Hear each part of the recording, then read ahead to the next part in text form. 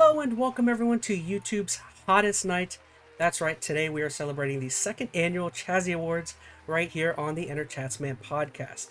So, if you guys don't know, this event gives us the opportunity to shine a spotlight and celebrate the content that has entertained us so well throughout the year.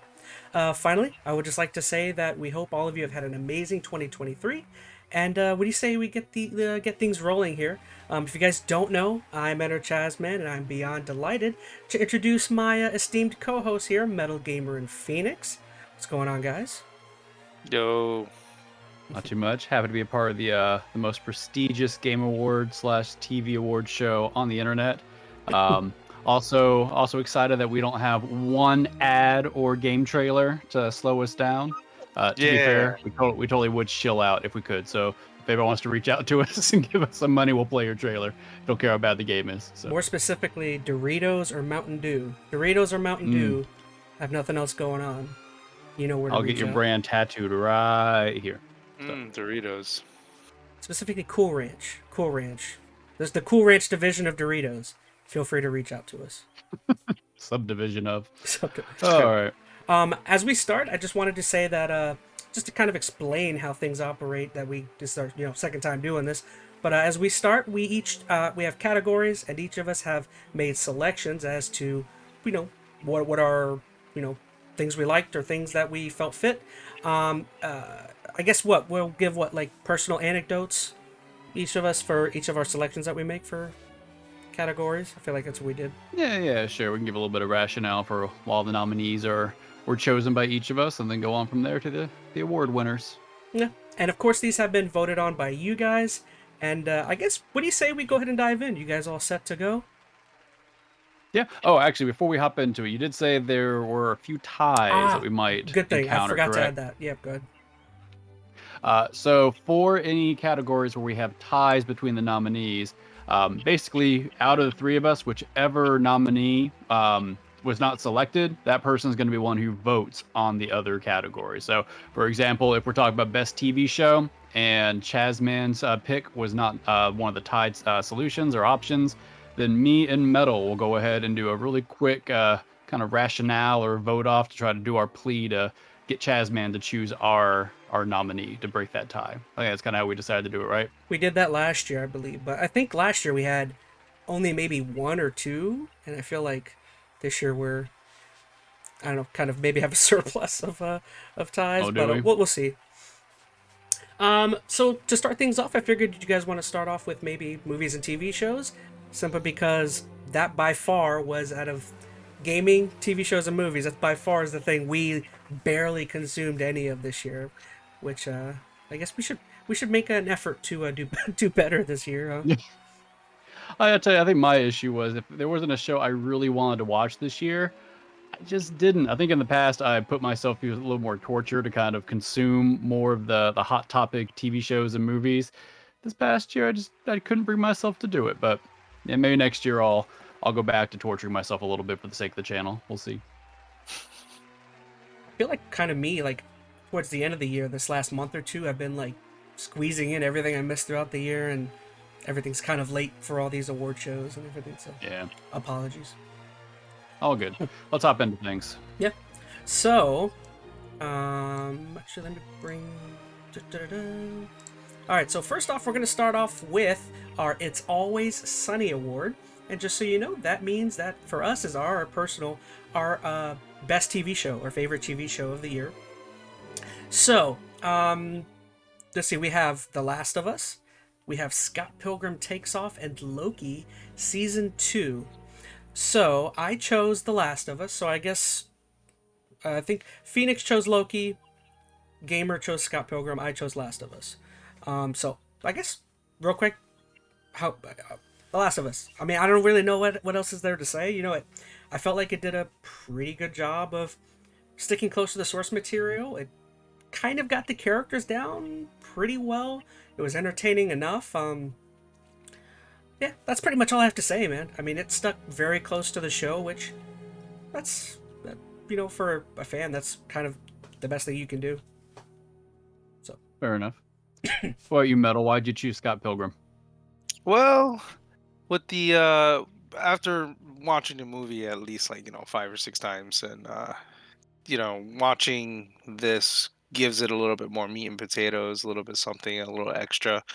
Gives a lot more love to the exes, a little bit more, giving them a little bit more sympathy for all the stuff that you thought that they were, why they were evil and all this other nonsense. Um, I found it to be really, really entertaining from the beginning, where you thought it was like the same thing in cartoon form, and then all of a sudden it just goes off into this tangent of nonsense. So it's pretty awesome. I thought it was pretty good. I think me and Phoenix would agree that God, I forgot his name. That Chris Evans episode. That alone catapults that Whatever. into yeah. Whatever. That episode alone catapults it into our favorites, I think. Yeah, whatever. Yeah, it was a good one. Yep. All right, so season 2, Phoenix, or Loki season 2. I didn't get to watch this one. Yeah, so I mean, I'll tell you, Loki has been a hit or miss show, I think, since it came out. And honestly, for a lot of season 2, I wasn't huge on it, but That's I will the way say Marvel's been the lately. ending, yeah, like Marvel just in general has been, very hit or miss, more miss than hit. But I really liked the way this season ended, add a lot of context to things. And that's one place I feel like Marvel has really kind of stumbled lately, is that finish, right? To kind of like resolve things and then set it up for something. And the nice thing is this show didn't seem like it was too focused on setting up just for like some future season or future movie. Like it felt right for the character. It felt earned, and I don't know, it was a bittersweet ending too, and I'm big on those. So I won't go into spoiling anything, but that really painted the whole season in a positive light for me. So it was my pick for this year. Cool. All right, so you guys want to, let's see. So with a whopping, which pretty decent, 44% of the vote for our best TV show, the Always Sunny Award, our winner is, bum, ba, da, bum, The Last of Us. Go figure. What? I'm not surprised, to be honest. Yeah, I feel like The Last of Us is kind of a juggernaut this year. Yeah, it Well, I was think- good. I'm not gonna lie. I think it probably was more popular too, because although it's video game focused, it's not quite as niche as some of the others. Like Scott Pilgrim is probably the most niche of the options we had. And even Loki, I think a lot of people have fallen off the Disney Plus kind of streaming train as of recent years. But Last of Us got a lot of hype. It was kind of well touted from a very well known game anyway. And honestly, it stuck the landing. I agree with what Chaz said at the beginning. Like it was very faithful. It did make a few adjustments, but nothing too like absurd or crazy. I think everything was at least true to how they presented the characters and the storyline. Casting was solid. It was solid. I mean, which that's always a big thing. Yeah, agreed. They got Pedro like right when he's like the hottest thing, out right now. Yep. Wasn't there something else they're looking to cast Pedro Pascal in? Like some other big show that's about to come out? He said he wanted to play somebody. Was it Nathan? Somebody I was not. Nathan Drake? Was it Nathan? Maybe that was it. I don't know. It was something I did not feel he was well suited for. But then again, I wasn't sure if he was going to be well suited for this, and he definitely proved me wrong. So I don't remember what it was. He threw his name into some ring. Yeah, something. Either way, great show. I enjoyed it. Happy to see it up there. All right, so we got our first award. Let's see. So moving on to award number 2, we have our Is This Canon Award. Now, I think this was a new award that I suggested we throw in. I felt like it kind of fit nice in with the movies and TV show. But basically, this is our best adaptation category. So just something that may not be the best TV show or movie, but it's what we feel kind of does the best job of taking the essence of a video game and turning it into another media form. It does a good job of doing that, I guess, right? So category nominees are The Last of Us, again, of course, Super Mario Brothers movie, and Twisted Metal. So I won't go. I already talked about The Last of Us. So did you want to go ahead, Gamer, with Mario? Sure. Considering that it had like, some sort of a lot of hype behind it originally. After and then a little bit of like, not so much love for what's his face? Christopher Pratt? Chris Pratt? Yeah, Christopher Pratt. Oh, Christopher very proper. Pratt. Yeah. Like wasn't giving him that much Only his mother calls credit him for it. But after watching it, I felt it was pretty good. It was pretty good at hitting a lot of like the Mario S type of things that it has to offer. Like Had a lot of fanfare. Exactly. Yeah, I had a lot of it. And you know what? I think that's fine for what it is. And I mean, you know, it definitely doesn't fall in the same steps as the original Mario movie. So, Oh, which I'm a little uh, sad. I was hoping something from Bob Hoskins, like a cameo or something. well, the only thing they had was the music, and they had it Mm, there, and that to me was already enough. So I'm okay with this. I'm good. I So hate to, I thought it was a I hate to say it. good adaptation. I like didn't hate it, but for me, it was kind of just I don't know. I don't know. it felt safe. It was very Like, safe. not that I think I expected too much from it. I mean, for I think the audience they were shooting for, I think they wanted to do something that was going to be a surefire hit. They probably didn't want to veer off and give this big open like overarching narrative that was like super complex. They probably wanted something pretty clean and simple. So I'm sure they hit their goal. I think I also wanted a little bit more out of it, but Yeah. I'm definitely not the target audience. So Yeah, I can definitely tell you that they definitely hit their goal with that one.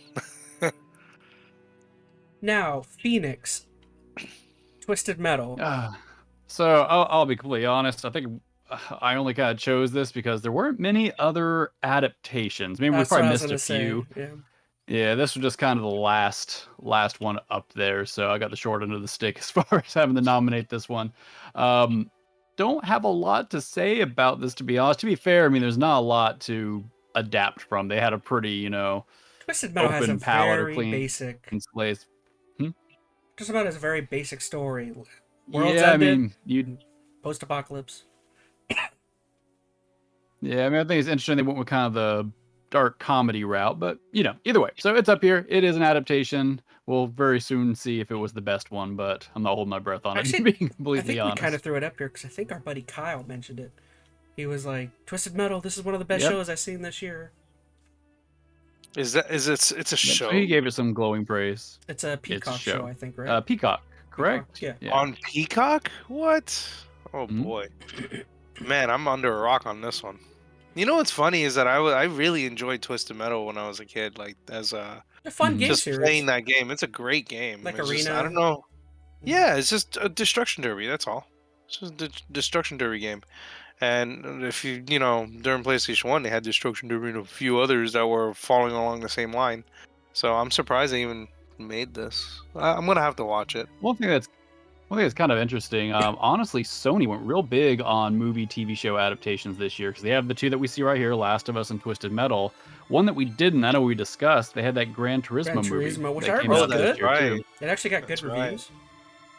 Yeah, and that one took an interesting route too, if I recall. It was based about a gamer who won a competition and became an actual race car driver. It's somewhat based on a true story. So, but interesting to see Sony go all in for their video game adaptations this year. So, yeah, Cool. Alrighty, so here is don't our keep us big in winner. suspense. Oh my With God, a please. whopping almost 78% of the votes for Twisted this Metal. The Come Last of on. Us. Grrr. one. It is Halo, the TV. No, I'm kidding. No. Never. That would How never. dare you? I think that was last year. Hey, Anyway. season 2 next year. Oh my God. Phoenix, I'm forcing you to watch it. I think that show, like I was telling you how I didn't want to torture myself this year. That show was the reason why. Like it I think that was broke last my year. I spirit. don't think that was. It was. That's why this year I didn't want to watch some of these quote unquote Oh. maybe not so great shows. But either way. All right, I'm sorry. At least Didn't we wanna had The derail Last it. of Us. That was like our high point. Which, speaking of The Last of Us, 2 in a row. Ooh, Oh surprise. man, are you surprised? I'm not. 2 in a row. That was a whopper. 78% of the votes. Yeah, not surprising. But I think we were kind of hit on why. I mean, a solid show, great performances, so well Mhm. earned. I think even during the Game Awards, it took like at least 1 or 2 awards, which that was a Now, game show. I am very interested to see. I mean, the first season I thought was really good. Season 2 is going to tread some different water, though. So I'm curious to see how well we will personally kind of take to it, and even like the larger population, like for those who have played the games versus those who haven't. Season 2, I think, is going to be a little more controversial. 'Cause But there are things we'll that will happen that some people will like. I mean, it gets similar to the game. Some people are gonna like it. Some people are gonna rage. I don't know. All right, so Looking forward to the rage. hey, content. All right, so moving on to number 3, we got our With Great Power award. If you don't know, this is our best movie. And then look, I chose Guardians of the Galaxy Volume 3. I I guess to start off with, I I don't necessarily like think that this was. I wouldn't call this like and technically I wouldn't say this is the best movie I saw this year, but it's, for me personally, it's my favorite movie I saw. You know what I mean? Like I would say technically there are probably better made films in terms of like structure, in terms of, I don't know, maybe, I don't know. I was just all throughout entertained on this one. Like, you get what I'm saying? Fair enough. Well, what other movies? Because I'm curious. So you didn't mention this prior. What other movies do you think were better, more technically made, and why didn't you choose one of those? Oh gosh, you put me on the spot. Yeah, I know. I'm a stinker. I mean, I didn't see Spider-Man, but I mean, would you say that was better flowing movie than Guardians? Because I remember you Don't saying. throw this back on me. I asked you the question. Well, because I remember No, you don't have to go into it. I just find that interesting. I mean, I get what you're saying. Like, there are movies that, or any kind of option here that you might prefer for personal reasons, like you enjoyed it more. There might be other quote unquote better made movies. I get what you're saying. I'm just curious, like, if you saw any other better made movies that you might have nominated, if not for Guardians. I hate to say it, I kind of watched it late, but I ended up kind of liking the Barbie movie. Is that weird? Okay. I kind of ended up liking that. If I would have watched that earlier in the year, I probably would have like I guarantee you, like Oppenheimer, I never saw it, but I bet you in terms of acting, in terms of like raw emotion and stuff, I bet you that's probably. Although I don't know, I thought Chris Pratt did pretty well in his emotional scene here with Rocket. It's all subjective. I mean, this is all Yeah. critiques. You're free to have your opinion on it. You don't have to defend it too much further. I just want to give you a hard time. No, that's fair enough. Again, I love these characters. This is like one of the few Marvel series that I've actually like really dug, other than like some of the earlier Iron Man ones, and maybe that's it. Because I really didn't care. I haven't cared for the Spider-Man ones all that much. So, not this one. I meant the Tom Holland ones. No, the Tom Holland, yeah. No, that's fair. All right. Alrighty, so that's Guardians. What's next? Phoenix chose Spider-Man Across the Spideyverse, which I'm still sad I haven't seen. I mean, and I'll tell you, I mean, I really enjoyed this. I don't think it was better than the first, only because it doesn't stand on its own really well. I mean, it's a technical marvel. It's beautiful. The performances and voice acting, it's all top notch. But I will say, if there is anything that's going to hold this back, it's the ending. It is very much the first part of a 2-part kind of follow-up thing. I think it's coming out this year. I think even the first one did that. The first one ended with like, "Oh look, we won. Oh no." Not like this one did. Really? Not like this one. The first one at least wrapped up the conflict and then it teased something coming. This didn't even wrap up all the conflict. Like, there's a lot of stuff that's just left hanging. Closer to Empire Strikes Back in that regard, where like it leaves everybody kind of in a worse spot than they started, and the main resolution hasn't occurred yet. So it's still a good movie. But it's just missing. Like Infinity War, right? Very much like that. It's the first part, so really good, really solid. I think it deserves to be one of these nominees, but if anything holds it back, it's gonna be the fact that it's not quite finished. But still. All right, and then another one I didn't get to see: Teenage Mutant Ninja Turtles, Mutant Mayhem, MetalGamer chose. What'd you like about this one? Yeah, I got to see this at a friend's house. And I was like, "Oh, I forgot that this came out." And it's already on DVD and stuff, or on streaming. You got to watch it in different ways. Anyway, beyond the point. So Rockstar is gonna come after you. I noticed it and I was like, man, I love the character designs and stuff. Like, normally, I like the originals. I'm a big fan of the originals, and this one took a different turn with what they're supposed to do, with their personalities, with everything, and the art style that really took it in a different direction. And You know, overall, it was actually a pretty good film. Do you think considering. Seth Rogen's like touch on this, like his special touch, was like an interesting direction for TMNT? I don't think it's a touch.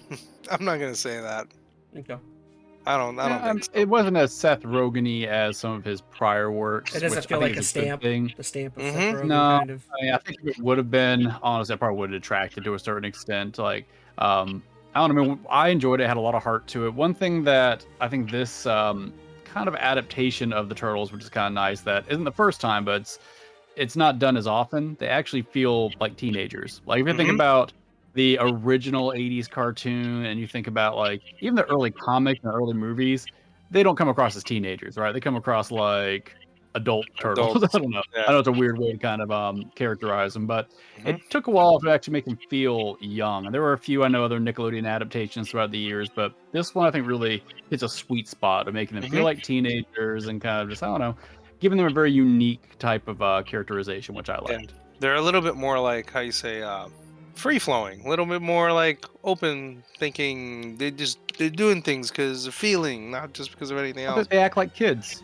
Yeah. Like they don't, which I think is nice. It influences their motivations differently. Their motivations because they want to join a regular high school, which is, I don't know, kind of novel for the turtles. So Yeah. Interesting.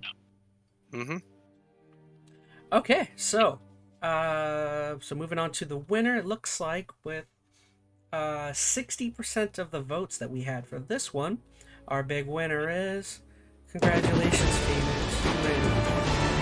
oh, I don't win. Spider-Man wins. Sony Good wins.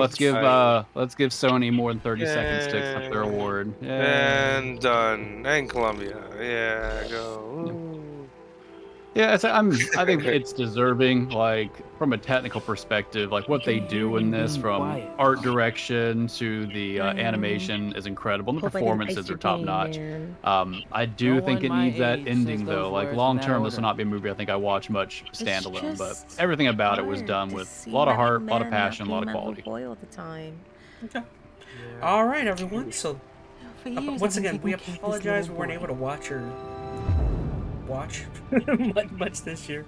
I don't know. We'll definitely try, and I've already Making started sure to he is make loved, plans for watching more crap this year. that he feels more, like he belongs. more crap? wherever he wants Actually, I to just be. thought about it with the writer's strike. How much is he gonna? He wants to go out into the a lot world of and stuff do We might see a great bit big of a things. slowdown. Yeah, there's definitely some bad, movies that are kid. on the docket. I did And what rush I through worry kind of about like most kind of catching up. I love Winter you, break. Mom. I watched whether they just Is said What they If won't season look 2 out for you on like us. Disney Plus, which is pretty I good. still haven't seen it. I ended up watching Wanna get outta what is here? it? Secret Invasion. Wherever you go that from here, Samuel you have Jackson to promise to Jackson take role. care of that little boy for me. Man, I kind of wish I would have watched that. Make sure prior, he 'cause I never definitely had forgets some where he stuff to came say about from. it, but either way, we'll try to watch a little more for next year. If nothing else, Halo And season 2. We'll find a He never reason doubts that he is loved, to persevere. and Was, he never lets anyone Was any of the Kang tell stuff him that slated for he this year? doesn't belong there. I am very curious because they have officially dropped him, right? You gotta promise, Miles. They've already been talking Very about. curious. They're already talking about replacing him. Rather than just dropping him. They've done a lot with Kang. I don't know. That's really interesting to see how it plays out. Really? What did we watch this year that had to do with Kang? We saw Ant-Man. Ant-Man. Quantum We Mania. are supposed to be the good guys. We are. Technically, Loki. Technically, Loki. He was definitely prevalent in a lot of stuff this year. So seeing how that kind of plays into what Marvel's doing is going to be interesting. But I don't know. We'll see how that plays out in 2024. They should just go crazy and cast him like Chris Tucker or something. Just go all out. Chris Rock. Let's go do slap everybody. All right, let's move on. Getting slapped, you mean? No, getting slapped. Oh, that's right. No, it should That's cast Will Smith. It's just like in the movie Airplane where there's like a conga line of people slapping. And on to the next. I can hear you Da-da-da. being quiet. This is why you watch, to hear all the I, quippy humor. Hope I didn't ice your game. Yeah, this is why you watch. No one my age says the All right, words moving in that into order. the video game Video side of Juegos. things. So go ahead, Phoenix. Talk about. Oh, this is the category. What a Twist Award. This is our biggest surprise. So just game that kind of came out of nowhere, dropped right into our laps out of the blue, and left a mark, left an everlasting mark on somebody. So go ahead, Phoenix, with your game Viewfinder. So Viewfinder, for those who have played it, is just trippy, man. Like the first couple of times the game mechanic is kind of revealed to you, it truly is like kind of awe-inspiring. After a while, the novelty certainly wears off, but there's nothing really else like it. I mean, people like to compare it to like Portal or something like that, at least as far as like how interesting the mechanic is when you first see it. I'll tell you that this, I think, is almost, although I think the gameplay doesn't quite stretch as far, I think the actual gameplay mechanic itself is more awe-inspiring than even the Portal mechanic, just because it's so crazy. And for those who haven't played it, hopefully you can see some of the B-roll here. It basically is where you take a photo of a area of a game. It could be any kind of snapshot you want to take, and then it actually imposes that picture into a 3D landscape. It completely changes how the level's laid out. So very ingenious from a technical perspective, game design, a level perspective. I think it was really interesting for how they utilize the mechanic, and just a real treat kind of playthrough. Doesn't overstay its welcome, which was really nice. It's not like some big 30-hour sprawling RPG. It's about maybe 10 hours, if that. Just long enough to kind of do what it can with the mechanic and then wrap things up. So if you haven't checked it out, do so. It's definitely cool. Just a recommendation, Phoenix. You may want to... I feel like I hear an echo coming from one of us. I guess it's probably too late to do anything about it now. I feel like through one of our speakers I could hear somebody talking. All right. Oh well. All right. So I will go on. I chose Hi-Fi Rush. Now this one, I guess you could say, is quintessentially the biggest surprise, because this game literally got dropped overnight after one of Xbox's what was it? It was some sort of developers inside event they held, where they just were talking about 4 or 5 games, and this one got like surprise drop. I think this was right after the previous Game Awards, and this kid dropped in like January, which, as you guys might know, January and February tend to be where trash gets dumped by movies and video games. So for this to drop, this is really good. I really enjoyed it. It got really good critical. It was really critically, kind of loved by a lot of people. Very fun little kind of, what is it? More like a beat 'em up with some music-based timing stuff kind of littered all throughout. If you didn't know, I think this was made by Shinji Mikami and his studio. I don't remember what the studio name was. If you don't know, Shinji Mikami is the former creator of Resident Evil. So it's so funny that he kind of went studio on. that did Evil Within and what was it? Tokyo. Oh, what they call it? It was that game that came out this past year. Ghostwire Tokyo. Yeah, Ghostwire Tokyo. That's right. Yeah, but yeah, this game, they dropped it and it was like really favored. I think me and Phoenix played it like the day after or the next day. Very fun. I wouldn't say it was the greatest game ever, but in terms of just getting to play something immediately, it was fun. Definitely a good time. Yeah, it's definitely a breath of fresh air, which was nice. It definitely wasn't like anything else out there that I had played, so it was nice to have something with a unique mechanic. I like rhythm-based stuff too, so it definitely, I think, gave it a certain appeal. It's just very colorful. I think in a landscape where there's a lot of kind of bland, grayish, droning games, this is a nice just splash of color, breath of fresh air, however you want to define it. All right, gamer. Did you? I think are you still playing Mario RPG, or did you finish it? I mean, I finished the original, but I'm playing the remake right now. And so my thoughts real quick on it is it's exactly how I anticipated it to be. It's beautiful. It's a beautiful game. They really took everything. They it's nice to see everything not so pixelated, I guess you can say. Because you can barely see much in the original. This one, they're super colorful, super out there. The humor's still there. The mechanics are all there. Everything is almost. I'm gonna say almost 1-to-1. I'm hoping to see some little other things. But at least for this, if you've never played the original, this is good for people who've never even touched the original. The music and sound effects are like Oh, it's fantastic. top notch. Oh yeah. So curiousness or curiosity, is gonna get me for a minute. So as far as this being a What a Twist nominee, what was surprising about it? Like, were you surprised that you were gonna like the game so much as a remake, or? So what surprised me personally was I didn't even think they were even going to do something like this, because when they mentioned it, it was what, like, I'm gonna say probably about even 4 months before release, give Yeah, or it was take. announced this year and then released. Yeah, and it's like, wait, what? Like, why? What? Like, it really came out of nowhere. I mean, to And be it's like, fair, okay. why would they even want to even? But they got so many other games they could pull out. Why the hell are they gonna pull out a remake of this game in particular just to revitalize it? You know, they don't have to. They just ended up coming out of nowhere, and I think that's the Fair reason enough. why I picked it. I was like, dude, what the hell? What is this nonsense? Fair enough. Yeah. What were you gonna say, Chaz? No, I was just gonna say, to be fair though, I feel like Nintendo has been really slowly going through their entire library and remaking like as much as they can. So maybe this is like the only time in Nintendo's history where you can like kind of expect that nothing's off the table. You know, I mean, I guess for this one, what makes it different is the whole Square Enix aspect. Like that is probably what made this so hard to believe, is the fact that it's like, oh, they got Square Enix on board. Maybe for They other stuff agreed like to it. yeah, maybe for stuff like Metroid, where they kind of Nintendo did everything, that makes sense. But like, yeah, I can see why the Square Enix factor makes this surprising. Well, I mean, they didn't want to do anything with it for years. As a matter of fact, people wanted a second one. It never happened, obviously. And the only things that came out were the Mario and Luigi Saga stuff, which is fantastic, by the way. Now, Yeah, I don't It kind of want to evolved into those. Yeah.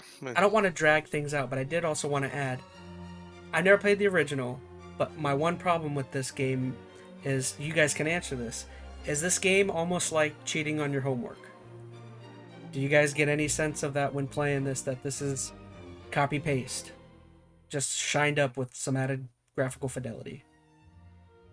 Yeah, and I'll tell you, honestly, because I'm going through the game right now too, and honestly, I'm going through it kind of slowly.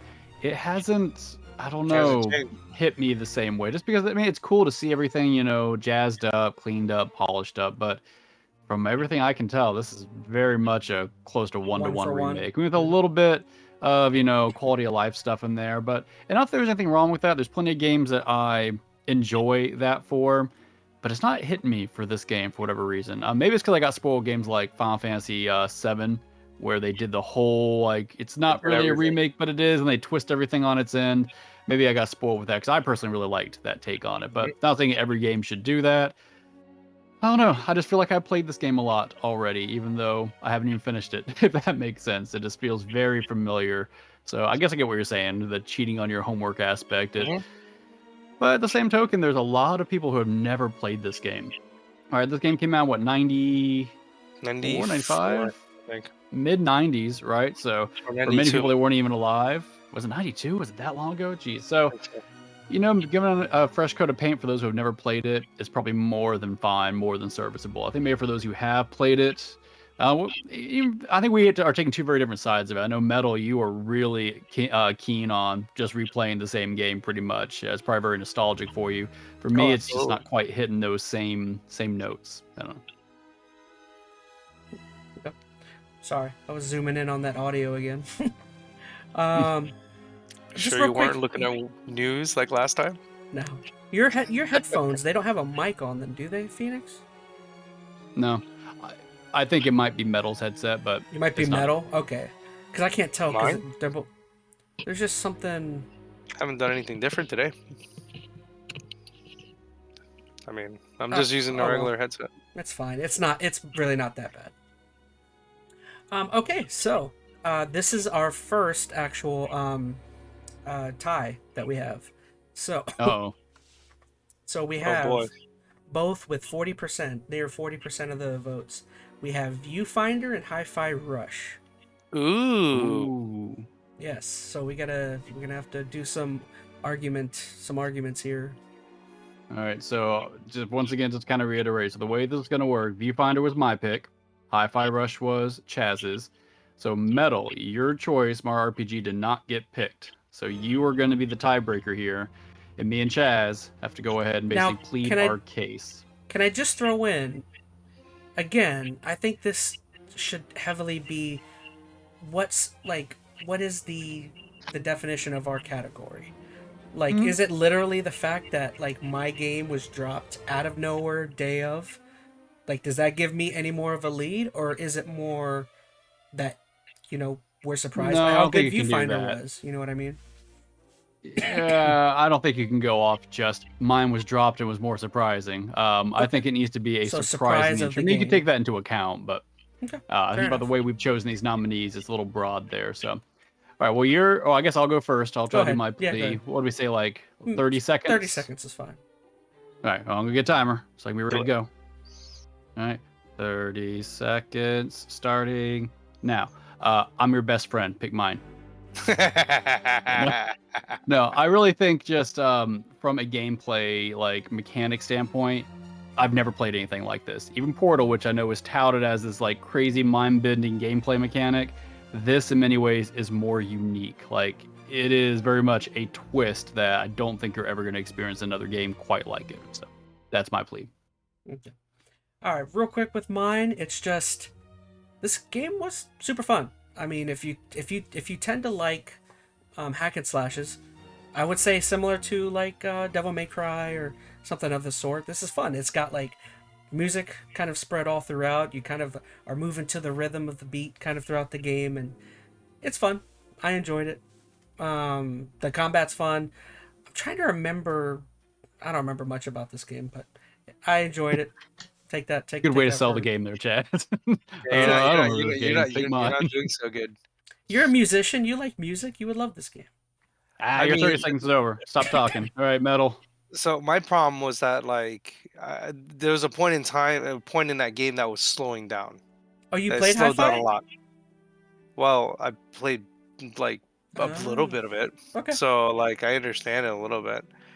I love rhythm games personally. Like Elite Beat Agents happened to be one of my favorites, and but I do love mechanics. There's something about like a special mechanic that really gets me. Music games are fun. I really enjoy them. But looking at Viewfinder, that thing just looks awesome. Like I'll give you $10. I love that stuff. $10, man, bribery. Oh, you're such I'll meet you in the alley. Behind a Burger King. Behind Burger King, that's right. Funny. Oh man, I'm gonna have to go with Viewfinder because I really like the idea of altering the space in real time. That's a cool ass mechanic that needs to like. He just quit. He's gone. Just took his face away. Is that the reason why his camera's gone? Mm-hmm. He couldn't take it. You didn't make a good argument. You just said I like it. I like it a lot. To be fair, I think Phoenix would agree. Like, even though I enjoyed it, it's not like the best technical rhythm game. Like, I wouldn't say the rhythm aspects are like they're surrounded by the Devil May Cry kind of hack and slashy combat, but I didn't think they were like focused in enough, or they weren't like a completely integral aspect of the combat. I don't know if I'm making any sense. I feel like they could have done a lot more. Even though never make any sense. Even though it's fun, it's flashy. There's lots of like rock music kind of blasting everywhere. It's a good time. I'll tell you, for me, I know we need to move on, but I think what kind of took me out of the game a little bit, like the novelty of the rhythm aspect of it, honestly kind of got lost about halfway through the game. Like it became less of a rhythm game. It became more about the narrative that they're trying to go through, which was fine, but I thought the narrative dragged a little bit. I don't know if you felt that way. And just, I don't know, the core mechanic eventually just kind of got numb to at a certain point. Not that it wasn't cool, it didn't have some fun moments, but I don't know. I think Viewfinder is going to stick with me more than the other. Fair enough. I didn't play it. Look at that. Like, you get to make a bridge. Like, that's wild, so cool, man. It's You been take a while pictures and since it makes someone's wandered things. around Like, this place. That's killer. That's such a killer mechanic. You beat the crap And out of wanderers. the Turned on. This game, though, I'll say Always more than welcome. anything else this year, turned back on my game dev brain from the little bit I still have, and just thinking through, okay, how did they do that? Or like calling the environment, like the mechanics behind it, like I don't know, it made me want to create something again too. I've which been meaning was to ask. something that was kind of dormant for a while in my life. So that was What brought cool. It's you kind of an here? inspiration, just really kind of got my mind thinking this a different way. So Yeah, well, you're wrong. let's move on. You Defenders. lost, Chaz. Get it over. All right, so we're moving on to our Not Enough Hours Award. So this basically just means this is a game that we each chose that is something we really wanted to get to and just never were able to make time for. So we have, we have Jedi Survivor, Dead Space Remake, and Sea of Stars. So Phoenix, you chose Jedi Survivor. Take it away. What about this game where you said you didn't touch? I mean, Fallen Order was really good. I mean, I ended up enjoying that game a lot more than I thought I would. At first, I was a little put off by it because it's a little Dark Soulsy. So you have to kind of get past that, but The darn it's a cool frogs. narrative. Big frogs. Yeah. I don't know. I really enjoyed the first one, and I was sad I didn't get to hop into this one. I also heard too, just like the first game, it also had atrocious performance on PC and a few other things. That's what put me off initially. I'm like, it's gonna need a few patches. Apparently, the PC still hasn't gotten certain patches, so I don't know. That's a little disconcerting, but I don't know. I can still be a Star Wars fan, at least for the right story. And I think for the most part, this has had a pretty good narrative, pretty good characterization. It's felt very OG Star Wars in the right way. So I'd like to give it a shot whenever I get a chance. The thing I liked about the first game is it kind of scratched. It was I'm the sure ponchos. the ponchos, yeah. CC, senor. It kind of scratched that. So I know you remember, but like, I loved The Force Unleashed. I like that series from back in the day. And now, granted, this isn't an identical in terms of like gameplay, but It's it kind not of the same scratches. power fantasy. Yeah. Well, that's what I mean. Is it kind of scratches that power fantasy? But I mean, obviously, The Force Unleashed was more like Dragon Ball Z, where it's like you're bringing Yanking down down ships, Imperial starships. Yeah. But this kind of gives you that power fantasy of like flipping around, killing stuff, blocking lasers back at people. But yeah. Okay, so Dead Space Remake is what I chose. Honestly, for me, Dead Space, the original, is one of my favorite survival horror games ever. So this one, I was very sad, especially after seeing that like the original is like always was kind of given 9s and 10s in terms of score. So I'm not entirely surprised that this one kind of got the same thing. It kind of got 9s and 10s all over the place.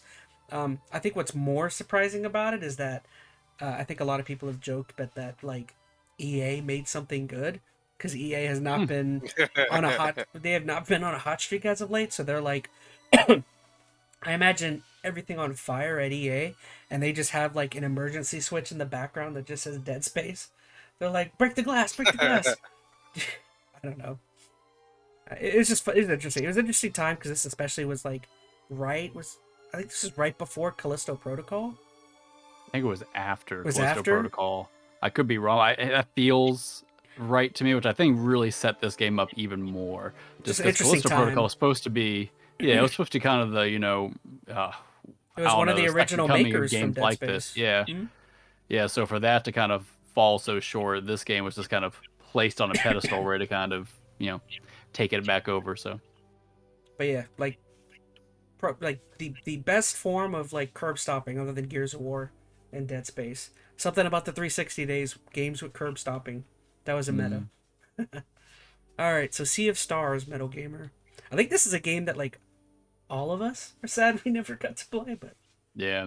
Yeah, it's there. I think I downloaded it on Game Pass.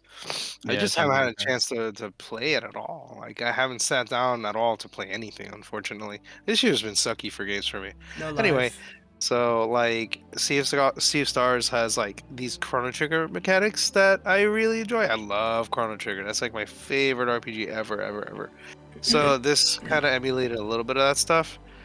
And I really wanna play it. I just I just don't know if I could dump another several 50 hours in another game You right did now. say it is on Game Yeah. Pass right now? Mhm. Gosh, I need to play that before they take it off there. Yeah. Yeah. I was going to download it, but this is a game I think I want to play on the Switch. Just I feel Yeah, like this could be a I good kind agree. of pick up and play game. Not that it's not going to be good in Game Pass, but definitely has that perfect for Switch kind of modality to it. But I it agree. looks good. I mean, the art style, it's that nice kind of retro inspired 2D goodness with updated lighting and What's all that that. other It looks like a series good on time. Switch? Was it Triangle Strategy or There's Triangle Strategy. There's Octopus. Not Octopus Octopus. Traveler? Octopath Traveler. Those Because I names heard are that was horrible. But I just mean the art style where yeah. it's like this is retro or it looks like old school. I almost like this better because the other ones do like some weird like 2.5 3D stuff to it, which is cool. It's a good throwback, but this just looks colorful and I don't know. I like what this is kind of laying down. Like even those like boss animations there look really cool. Mhm. But either way, that not my pick, but I'd pick it again if I had the choice. Yeah. Okay, so moving on to the winner, we have with a pretty sizable, nearing like just over 60% of the votes, we have Sea of Stars. Yeah, buddy.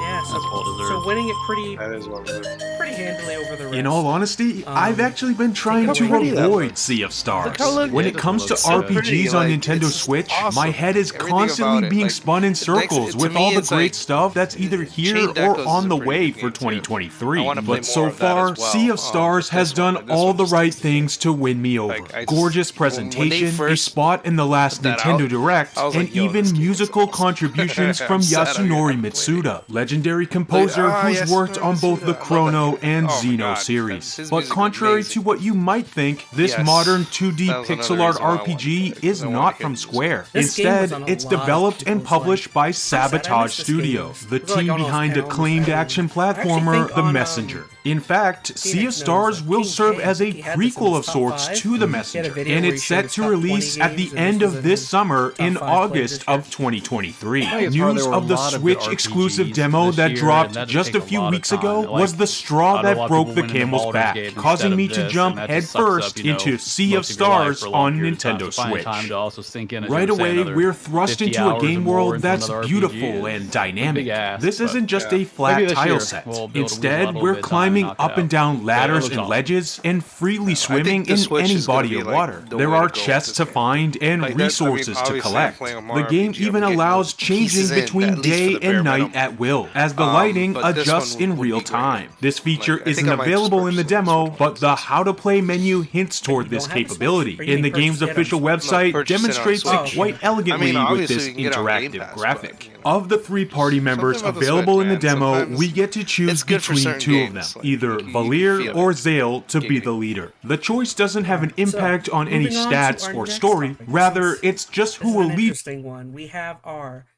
I took an arrow to the knee award. Oh So my this God. basically signifies to us our biggest disappointment of the year. Oh my God.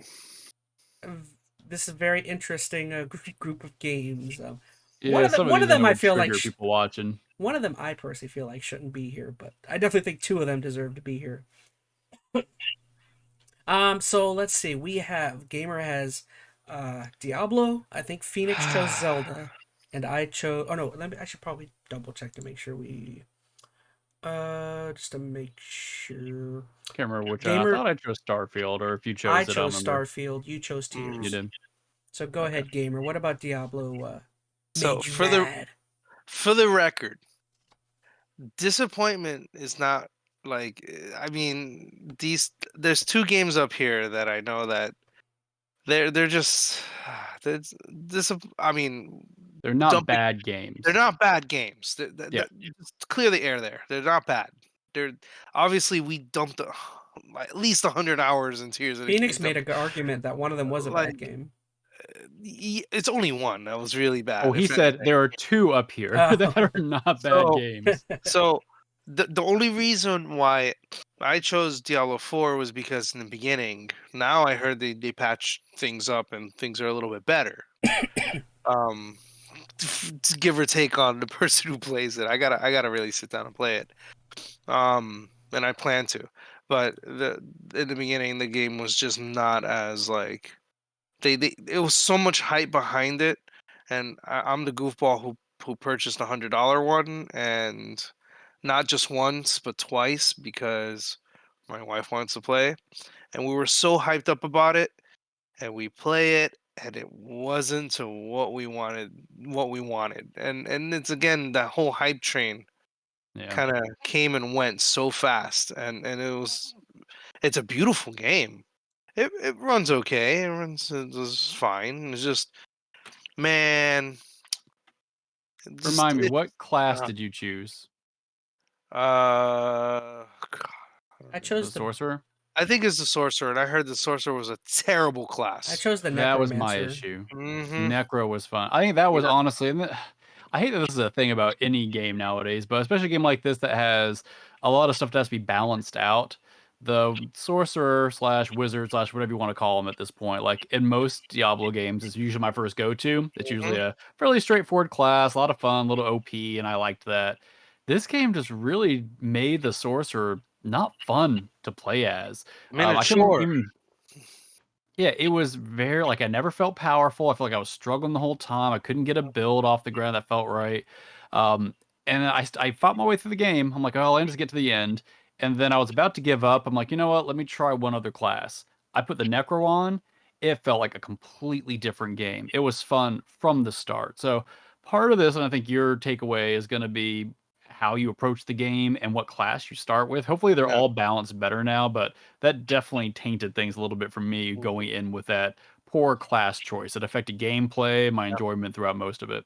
I also didn't love the open world personally, but that's maybe just Yeah. more of a personal take. No.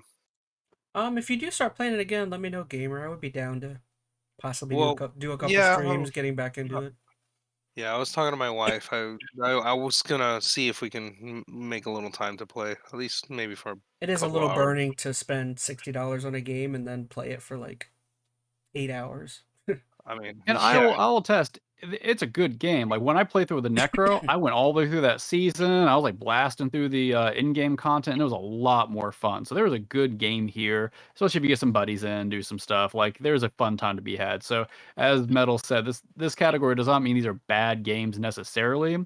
It meant that for whatever our expectation was going into it, it didn't quite hit it. So yeah, I'll leave it at that. yep. Okay, Starfield, worst game of the year, biggest disappointment. Darn, The like over 90% of our vote. So it was. Oh, I didn't get to did he? plead Tears of the Kingdom or anything. You What skipped a right over the other jerk! nominees. What a super Man, jerk! Wow, loser. he's just like, nope. Wow, he didn't even care. Wow. You just don't agree with me picking Tears of the Kingdom. I get that. I get Tears of the that. Kingdom is So it's actually a good game. Like yeah, it and We technically never we Diablo is a good never game too. said we never said it was a bad game. You Arrow to the goofball. knee means disappointment. Ah, And let me preface, and if anybody's watched any of our streams or discussions, we all felt this way. We were all disappointed for a lot of the same reasons. So hmm I never said this was a bad game. I put in, I think, 100 hours into it. I typically don't put that much time into a game that I think is terrible. And honestly, the mechanics are still solid. The world design is impeccable. Like all the quality stuff that goes into any Zelda game is here, and you can love this game if it's what you're wanting out Well, of a Zelda that's why game. it's called the disappointment list and not the bad yeah. games list. I That's mean, it what makes we're sense. saying. Yeah, I Jeez. know. I'm See, But anyway, here's fantastic. my disappointment with Tears of the creating stuff. Kingdom is two No. reasons. It's not the creating stuff. That disappointed me to a certain extent. It's still the dungeons. It is gonna come down to the dungeons for me. Like I'm okay adjusting my perspective of what makes a Zelda game, and the open world thing. Okay, I can adjust to that, and kind of the free flowing like building mechanics. I can probably get used to that.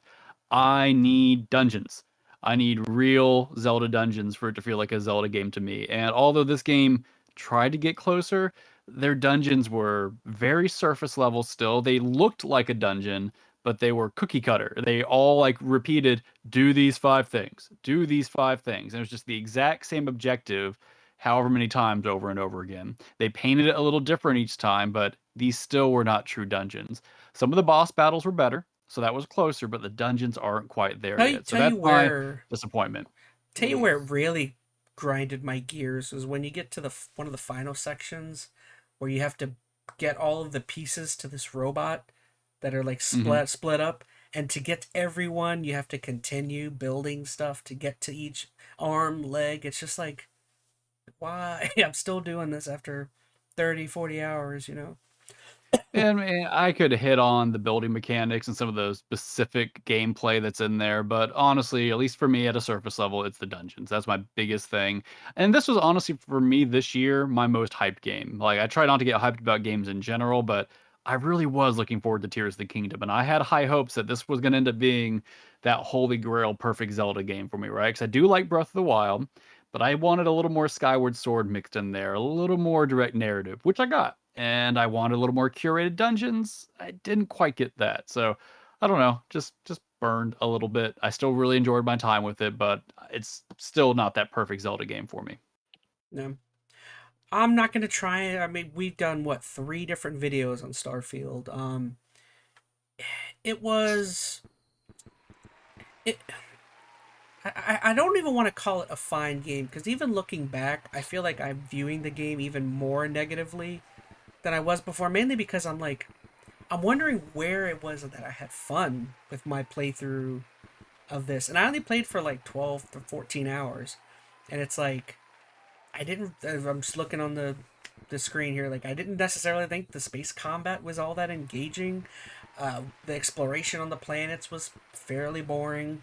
You don't really get anything interesting in terms of loot because everything has a very realistic look to it. Mm-hmm. No sentient, crazy space life forms. It's all humans.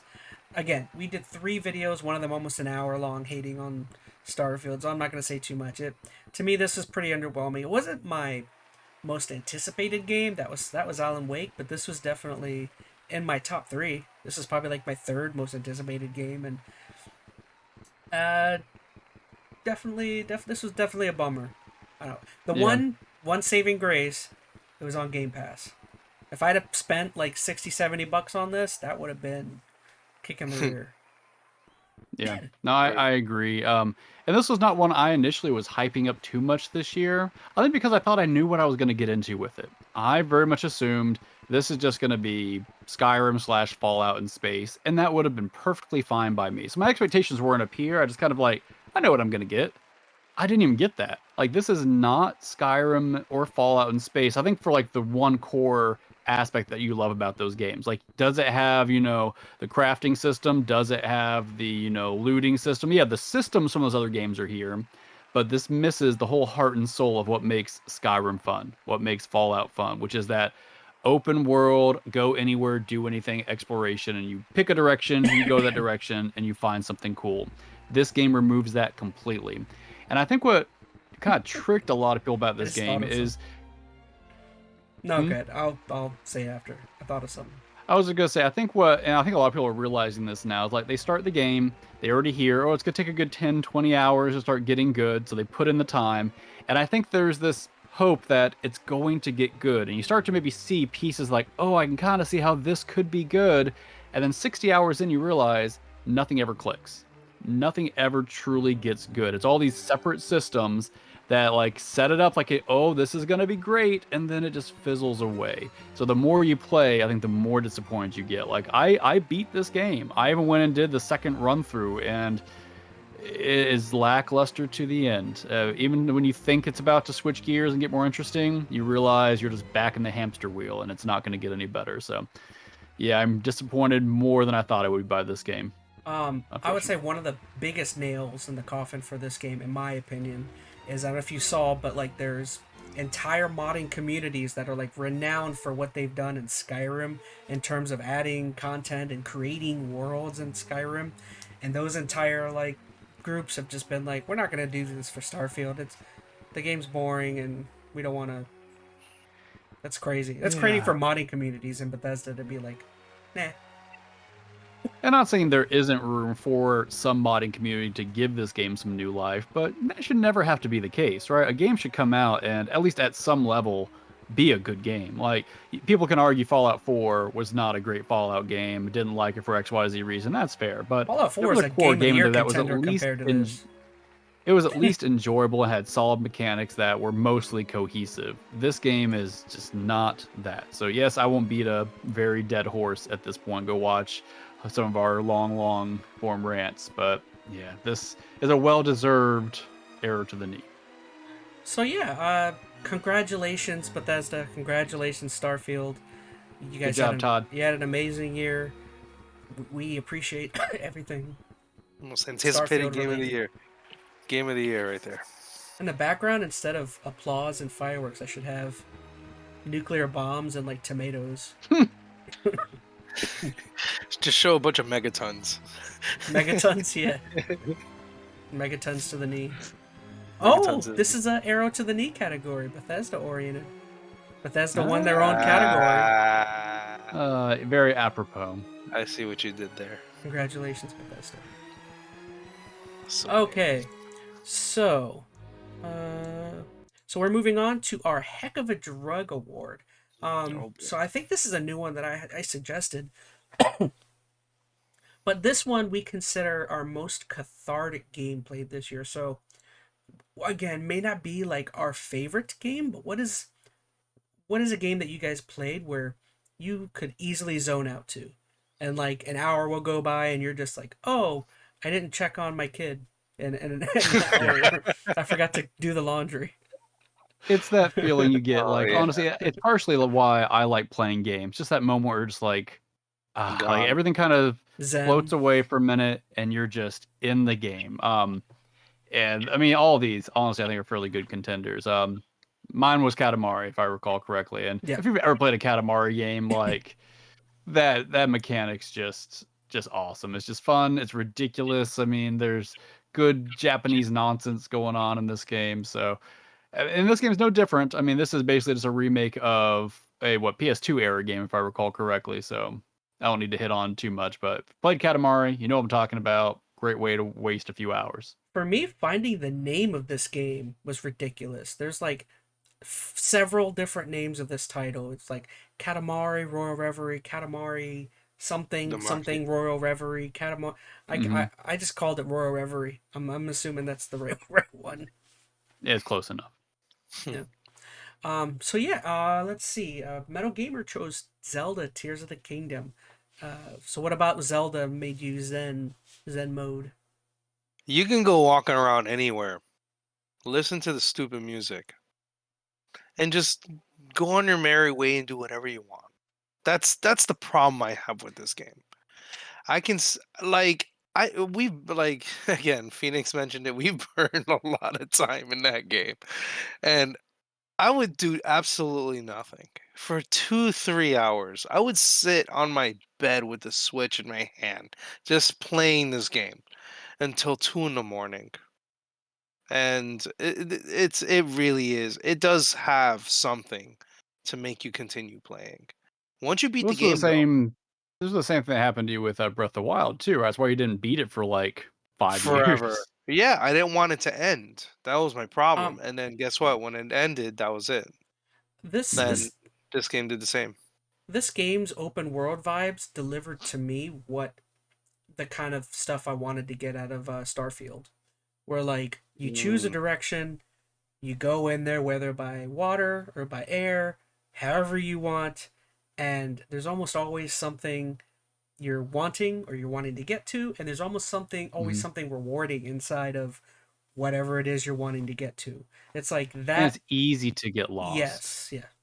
That was the issue with like Starfield. Like you to get lost, you would have to try. You'd have to go through 8 loading screens to get lost. And this, you would just fall down the wrong hole. Next thing you know it, you're on a whole new adventure. So I agree that it is a very cathartic experience. Just kind of go off, soak in the world, and just get lost in whatever kookiness you encounter out there in the open world. Mm-hmm. Great choice, great choice.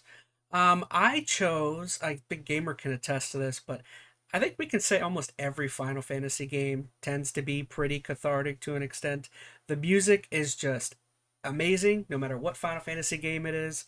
The music is just like, it's either super calming or it's like robust, bombastic during the combat sections, and it's just like, this game's fun. You just like, again, same thing with Zelda. You go off in a direction, you'll almost always run into a side quest. The music's very chill, especially back at your home bases.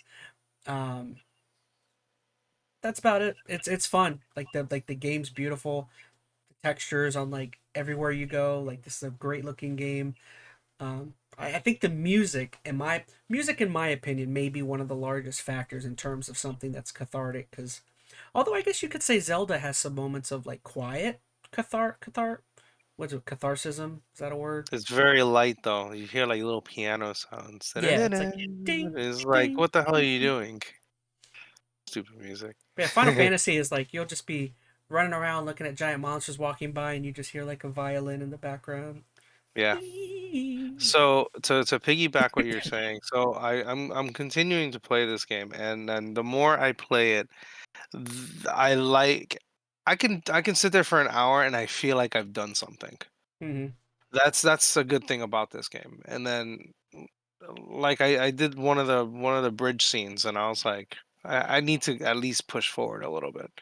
And this game does really hit that whole you can get lost for hours. I'm Mm-hmm. afraid to play this game sometimes because I know I need to go to bed. This game will not make me go to bed. This game will keep me up, and that's the problem with Tears as well.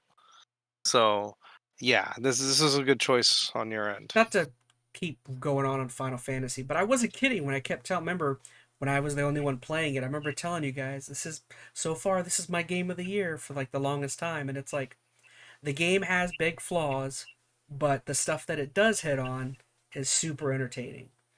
Again, there are big flaws. Like I mean, we've done entire videos on them, but if I don't know if you can get by those, it's a super fun time. hmm All right, so the winner for our Heck of a Drug Award, most cathartic, is yay me, Final Fantasy 16. Before we with- begin, Oh, a wow. quick note about spoilers. I'm going to do my upwards of- best looks to like keep this close to review 40% spoiler-free by mostly showing gameplay from Really? the first I third really or so thought of the Zelda was gonna campaign. take that one. But Thought some that too. mechanics and talking points I I will be think going what's over gotta be don't the music. appear till much later. Music in Final It's Fantasy all is stuff that will be always familiar just to you if you've watched the Final Fantasy 16 focused state of play, Well, I think but too, if and you'd I like to go disagree in as talk entirely about this game. I fresh, haven't you played can it, but, leave like, I know knowing you that talk Final about Fantasy the 16 icon is one of my battles or favorites so in the over-the-top series kind to of power date. fantasy, Okay, like, you've been that spoiler I warned. think very much leans Now, into that on with the cathartic review. feeling where it's big, explosive, cinematic scenes that can definitely help you get lost in what's Even happening. with Yeah, the 16 game goes mainline over entries, that. 20 if you include It's so X2, epic. 13-2, Lightning Those Returns, battles and Final are Fantasy stupid VII epic Remake, for no reason. and a slew of Like, they're spin-offs. so good. There's and no the Final music is Fantasy game excellent. quite like Final oh my Fantasy God. 16. I mean, The no, latest in this like you legendary said before, series like, is if more there an was evolution anything, of the it's character like action genre than the the RPG mechanics are foundation a that little the bit franchise more, was built on. little It Devil merges May quick, Cry-ish or twitch whatever, and reflexes a little with more character linear, building but RPG then at the same mechanics, time, but it's like, focuses man, far everything more on the else just former feels than like- ever If before. you approach everything. the- And look, if you it's approach not a this game perfect mixture. wanting- While the combat is phenomenal for an more action of a RPG, it is admittedly lacking when story compared plot directly to the greats of the character experience. action genre. It's But great. even an imperfect focus, mix like, is potent if you enough focus on- when take paired your with attention off of, FF16's like, the epic technical 50-plus Final hour Fantasy story. aspects. It's packed with unforgettable characters, It's a lot outstanding more world fun. If building, you're going an in there incredible expecting soundtrack, typical and knock your Final socks off Fantasy, moments of sheer every mechanic spectacle, you're the probably likes gonna of do which with are it. rarely We've said seen that, in like, any game. a bajillion Yeah, but it's good. You gotta at least play it. That's all. And the game goes from 0 to 60 real quick. Final Fantasy 16 Super picks up the quiet, ball that violin, FF14 got beautiful rolling music, and and the next continues thing to you know, move you're the series back battling down the path Gojira. of high fantasy, taking And then it more goes than a down to little depression inspiration mode from for a Game little of bit. Thrones along the way. And then you Its go story back into spans freaking decades crazy, worth of like, history in the realm of Gojira Valstia. mode. Yeah, basically. So this is an interesting one. This is actually another new one that we threw in here. I felt like this one might be kind of cool, seeing as how there were a lot of I think me and Phoenix had mentioned it, but like there were a lot of notable moments, especially at around the time we came up with this. I know Alan Wake was kind of happening, and I was just like, Alan Wake and Spider-Man both had like notable moments, and I just thought this would be a fun one to kind of make a recurring thing. So Yeah, well, I think it's a lot of games can get. I'm sorry, just to add to like yeah, go ahead. a lot of games get lost sometimes in these categories because you're like, oh, what is the best game? But there's a lot of games that may not fit that best game of the year category, but it did some really cool things right for at least a couple of moments. So I think that was the point of this category, is to highlight those big moments that really did something interesting or unique And in if you the kind of released over the year.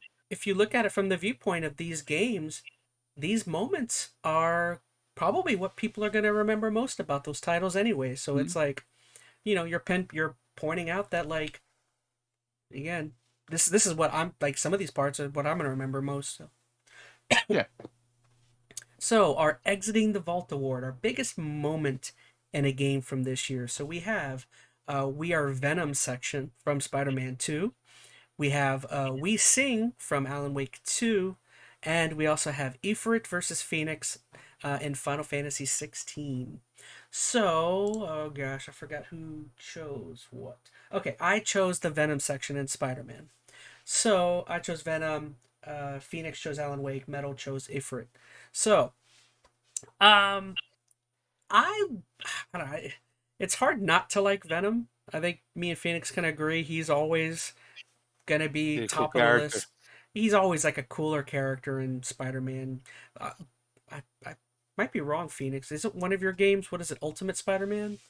PS2? Wasn't that like a full-fledged Venom Spider-Man game? It goes back and forth between you as Spider-Man and Venom. It's it's done really well. It's fun to play as Venom. Yeah. But this game does it really well. Like, kind of throughout the game, they're kind of like tantalizing you with the Venom stuff as far as like it being with Peter, and then you have that you have that moment later in the game where you go full on Venom, and it's pretty awesome. You get a little interaction with him and Spidey, and I don't know. I really thought this moment was awesome. Like the music's great. You have like I won't say I was gonna say a name, but that kind of ruins things. It's fun. You get to be Venom. You get to destroy stuff. What more could you want? Yeah, I was a little surprised it went on as long as it did too. Like it lets you be Venom for a bit and do some pretty crazy There's things. like Like two it different whole sections of it. yeah, and it paints him like real vicious. Like there's no, cutting corners or hiding anything here. Like he's brutal and he's just slaughtering these dudes, and it is cathartic as we saw in the other category. But it definitely was a standout moment. I agree with you there. Okay, and then Phoenix. We Sing. How about that? Man, like there's if you played this, there's nothing else like it this year. I don't think I am quite as big on it as some others who have definitely touted this. I definitely think it lacks a needed gameplay element. It's really just you walking through this rock opera, and it is some. The song is really cool. What is it? Herald of Darkness, Angels Herald of of Darkness. What Darkness. is it? Herald of Herald of Darkness. Darkness. Yeah. The music's a lot of fun. Poets of the Fall. The visuals are really cool. I definitely think when they try to add some gameplay stuff towards the end, it actually doesn't quite mesh. I kind of wish they would have done like maybe like a puzzly element or something They could have here. done a lot. They could have done a lot more with it, I think. This could have been like an incredible scene that would like stand the test of time as like this major iconic game moment forever. And I think it falls a little short of that. But it's just it being a really weird out there scene, it definitely serves that purpose. And it was I think a highlight in the game. It definitely juxtaposes a lot of the stuff that was going on throughout the rest of the campaign. So yeah, that was fun. Um, my one problem with this whole We Sing thing is, even though I love Remedy games, I loved this moment. My problem is like I feel like Remedy noobs are like just so blown away. I've heard so many people saying that like this is one of the coolest moments in video games ever, and it's like, have you played a Remedy game ever? They almost always do something musically inclined like this. Like in Alan Wake 1, they had the concert section out in the farm. In Control, you had the entire, was it the maze or smoking maze or whatever Yeah, it was called. Like, cigarette maze or something. cigarette I don't maze or remember. something. Ashtray maze. Yeah, like Poets of the Fall is always going to be something. I don't know. It's not that it wasn't a great moment. It's more that like I don't. Remedy noobs just kind of went kind of all out crazy with it, I think. I don't know if it's all just Remedy noobs. There's definitely, I think, people out there who have played a lot of the Remedy games and still are touting this as like this standout moment in all of gaming. And I'm not sure exactly why that is, to be honest. Like to your point, like some of the prior Remedy examples that are similar to this, I think mesh the gameplay and the craziness better. Like they kind of it just goes or coincides a little more. This I think is just too much on the spectacle and less on the gameplay being a part of that spectacle. So I think it's where it kind of falls short for me. But some people I think were just blown away by the spectacle of it. And it is a crazy moment. Like if you're watching this, it's a cool thing to kind of get through. But I'll also say, not to kind of, deter anybody who's interested in it, it goes on a little long. I don't know if you felt that way. But either way. I agree with that. I would just say I hate to be cynical, but it almost comes off as something they threw in just so they could perform at the Game Awards. I know that's like super like cynical way to look at it, but it's like this game came out right before the Game Awards. Uh, It's hard to say. I don't know. I'm not saying that's the case. I'm just saying like, I don't know. Maybe I'm being too Well, evil. they had to come up with this scene long before the Game Awards Yeah, I were know. even a thing. So I don't know. I think that is a little reaching, but I don't know. Kojima's Honestly, I next think game. that's one of the best things I think came out of this moment was the fact they did execute it live. Like I think the fact they were able to pull that off the way they did, I thought was pretty cool. That was the best moment of the entire Game Awards. That crappy 3-4 hour thing. That was like my favorite thing. Yeah, nothing like this award show. This award show is top notch. So. Yeah. Gosh, Anyways, coughing like a. With Chaz coughing in the microphone. I know. I keep. Quality. I That's keep what you turning. get from us. Yeah. Okay, so our winner for the Exiting the Vault Award. Wait. You didn't talk about Oh, shoot. Oh, go ahead. versus Go ahead. Phoenix. You're so Man, you're mean. so bad at this. Your own God, award show. You guys. If you wanted to sleep, you should have just said so. You guys flustered me, making fun of me. All right. Well, I'm not gonna beat a Yes. dead. I'm not gonna beat a dead horse on this one, but because we've talked about it in numerous, other episodes. But this battle was just huge. Like it's the first major battle in the entire game, and Phoenix is in this one. what's up?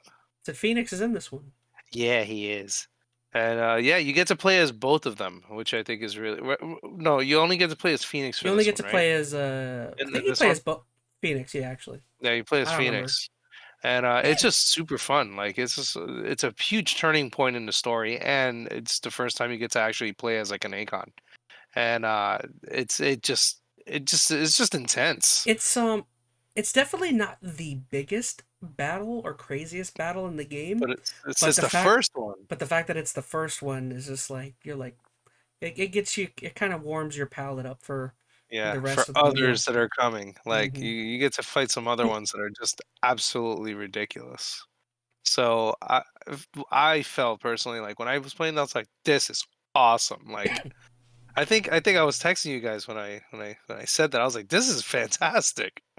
Like this was the section that did it. So All of the icon battles are like Mm-hmm. spectacles in that game. They're all like complete spectacles. it's freaking beautiful, man. Like they Square Enix really did a fantastic job on them.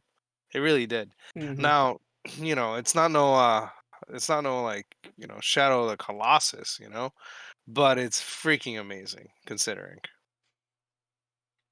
Okay, so our winner for the Exiting the Vault Award biggest moment is congratulations, Phoenix. We Sing Yay. and Alan Wake 2.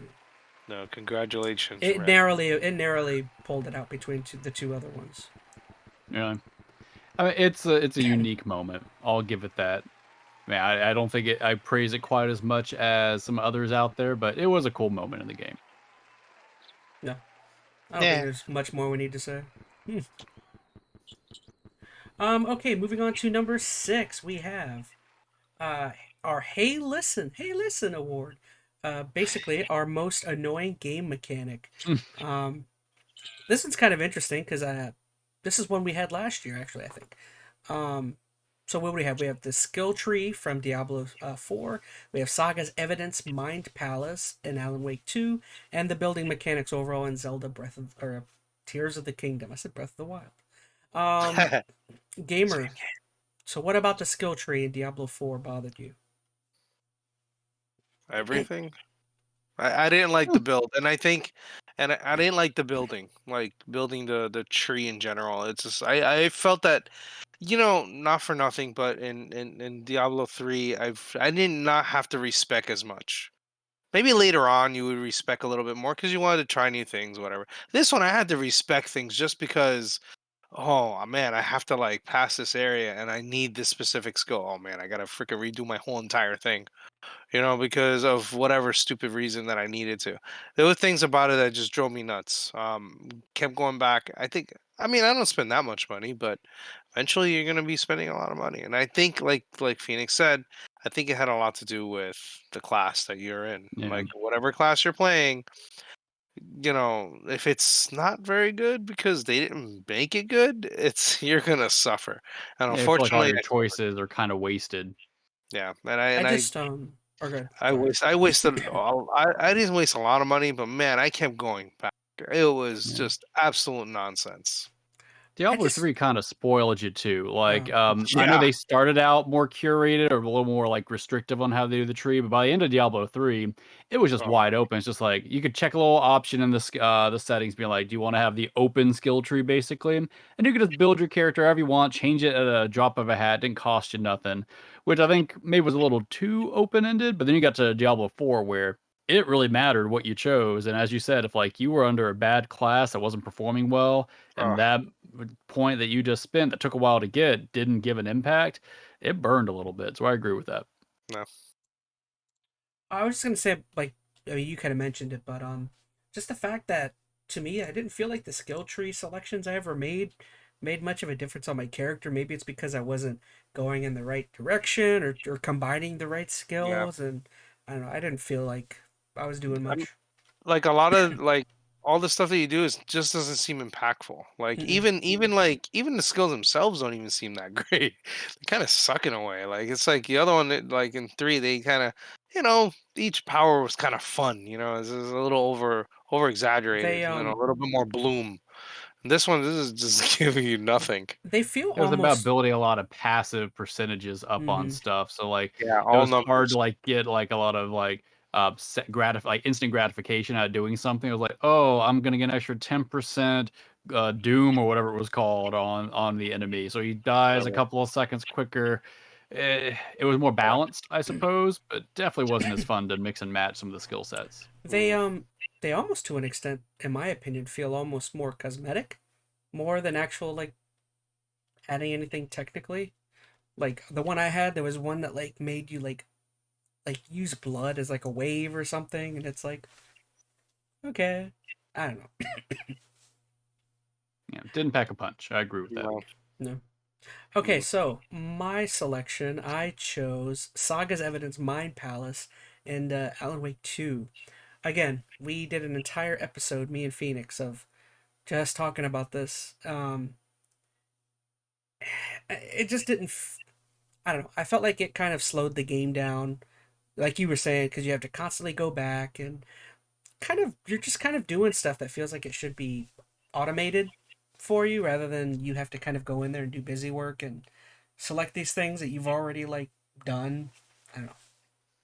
Yeah, I don't want to go on forever about it because I could. Honestly, this would have been what I would have chosen if you hadn't already chosen it. Mm-hmm. It's an interesting idea, but ultimately, it doesn't really let you be a detective like it kind of sets you off to be. Ultimately, you could solve the entire thing trial and error.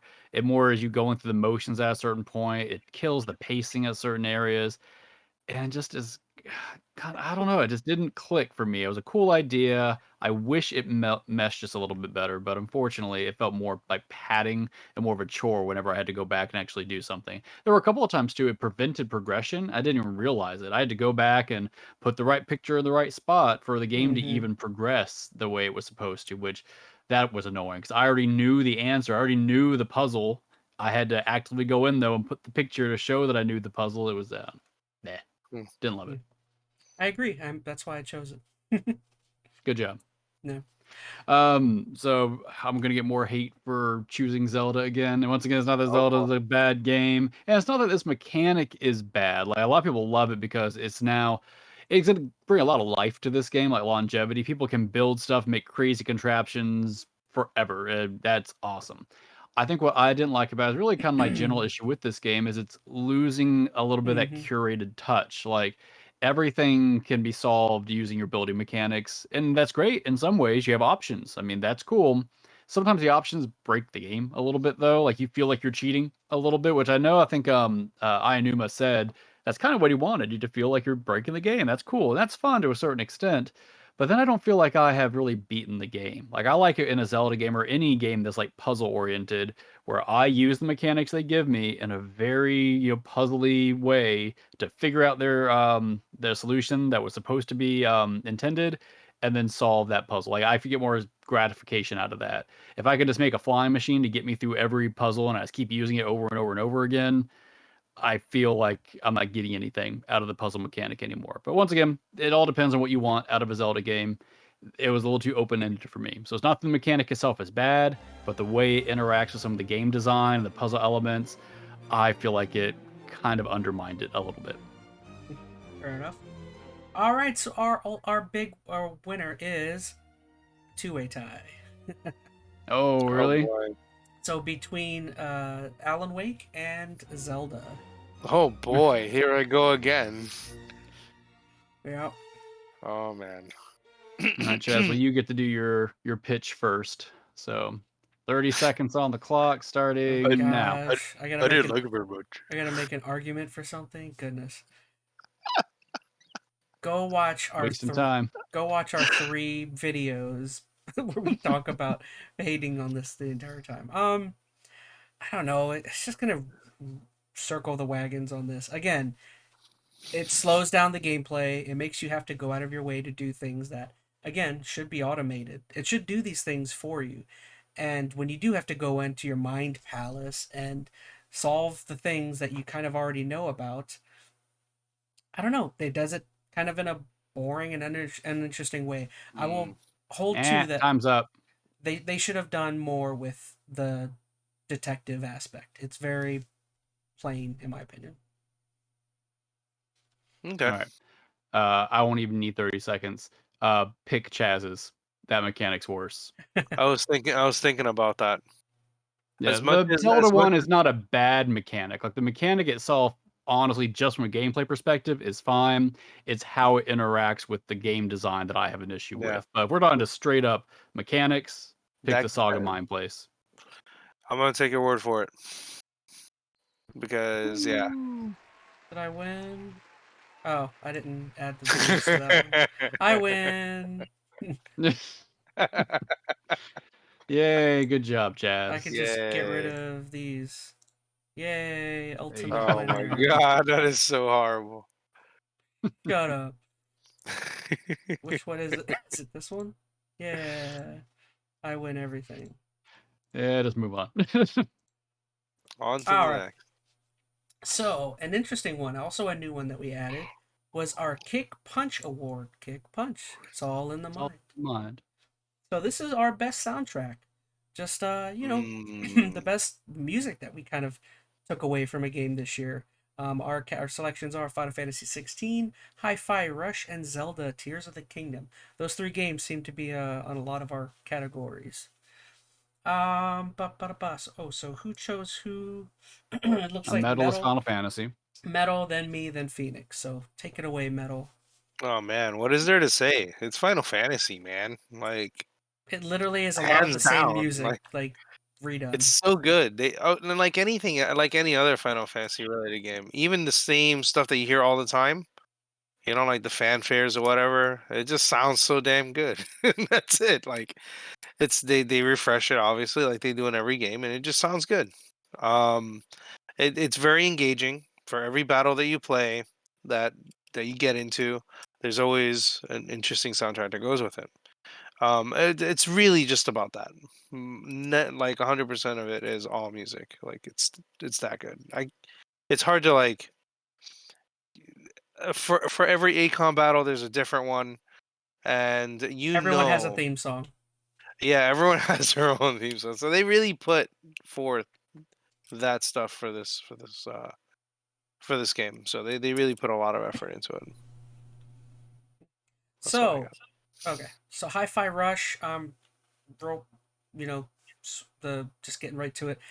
I thought the music was awesome. I like, it's all kind of like, it's all like all rock, right? I don't remember if there were other genres. Were there other That was genres or mostly was kinda all like mostly a, just that was like like a rock? pop rock kind of thing. The music was great. I liked almost, I'm struggling to remember specific songs, but like all the music was great. I loved how like the entire world kind of moved along with the beat of the character, what he's doing and everything. So that was fun. Again, I feel like the actual rhythm aspects of the game weren't like the most fleshed out or greatest, rhythm oriented game, but the music at least is fun, kind of through and through, and I thought it was a good time. All right. Zelda always has great music. I mean, the overtures are always excellent.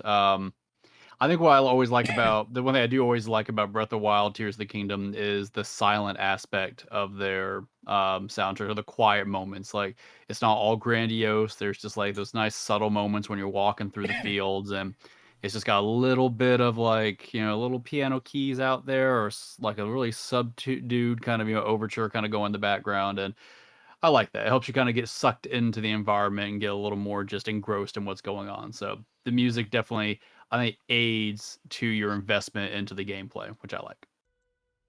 Cool. All right, Yeah. drum roll. Da-da-da-da-da-da. Winner for Kick Punch Award, the best soundtrack is, congratulations, Final Fantasy 16. Ooh. Come collect your awesome award. That's got your Yeah. name totally on the front of it.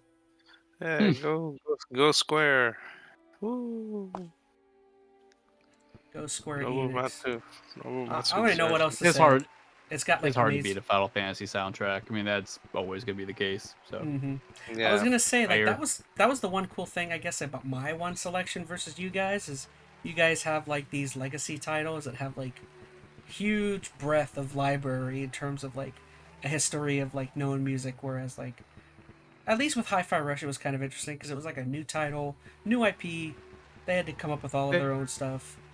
But you kind of said it yourself. You can't really remember any of the songs. Like that was my issue with it. Like it was fun while playing it. It fit the level and the mood, but because it's a rhythm game, the song is stretched forever because you're playing the level through it. I think it Mm-hmm. makes sometimes the game feel a little droning, and like the cool parts of the song either stretch too long, or I don't know, the pacing of the music feels odd at certain points. That was my issue with the game. It's fun and the music fits what you're doing, but it's hard to be memorable. I don't To know. be fair, I don't even remember the music from Zelda. Like I remember all of the music from Oh, Final I can Fantasy hear though. it. The doo doo doo doo Oh yeah. doo. Like, yeah, I definitely can. That's all Yeah. stuck in my brain. Fair enough. Boring. Hi-Fi Rush all the way. All right. All right, so moving on to our Great Scott Award. This is our best non-2023 game that each of us played this year. I like this category. It kind of gives us a chance to shine a spotlight on some other game that, obviously wasn't 2023 oriented. So let's see. We have Marvel Snap. That is Phoenix. I got to play Marvel Spider-Man 2018, and Gamer got to play a game called Chained Echoes, which he mentioned earlier in the episode.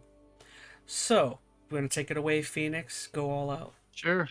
I don't think I played any other game more than Marvel Snap I'm in the this same year. boat. Like, put a lot of time into it, sucked into it really, really heavy. Almost tried to do a little YouTube channel and realized I don't have time to do any of this stuff just so I can play more of it. It's a solid card game, and I don't usually get big into these digital card games like this, but this one, the mechanics and the way you can interact with the cards is really awesome. I think the only reason I kind of stopped playing, I mean, you realize you're on a hamster wheel at a certain point. And this game is not terrible with like microtransactions. I mean, they're there.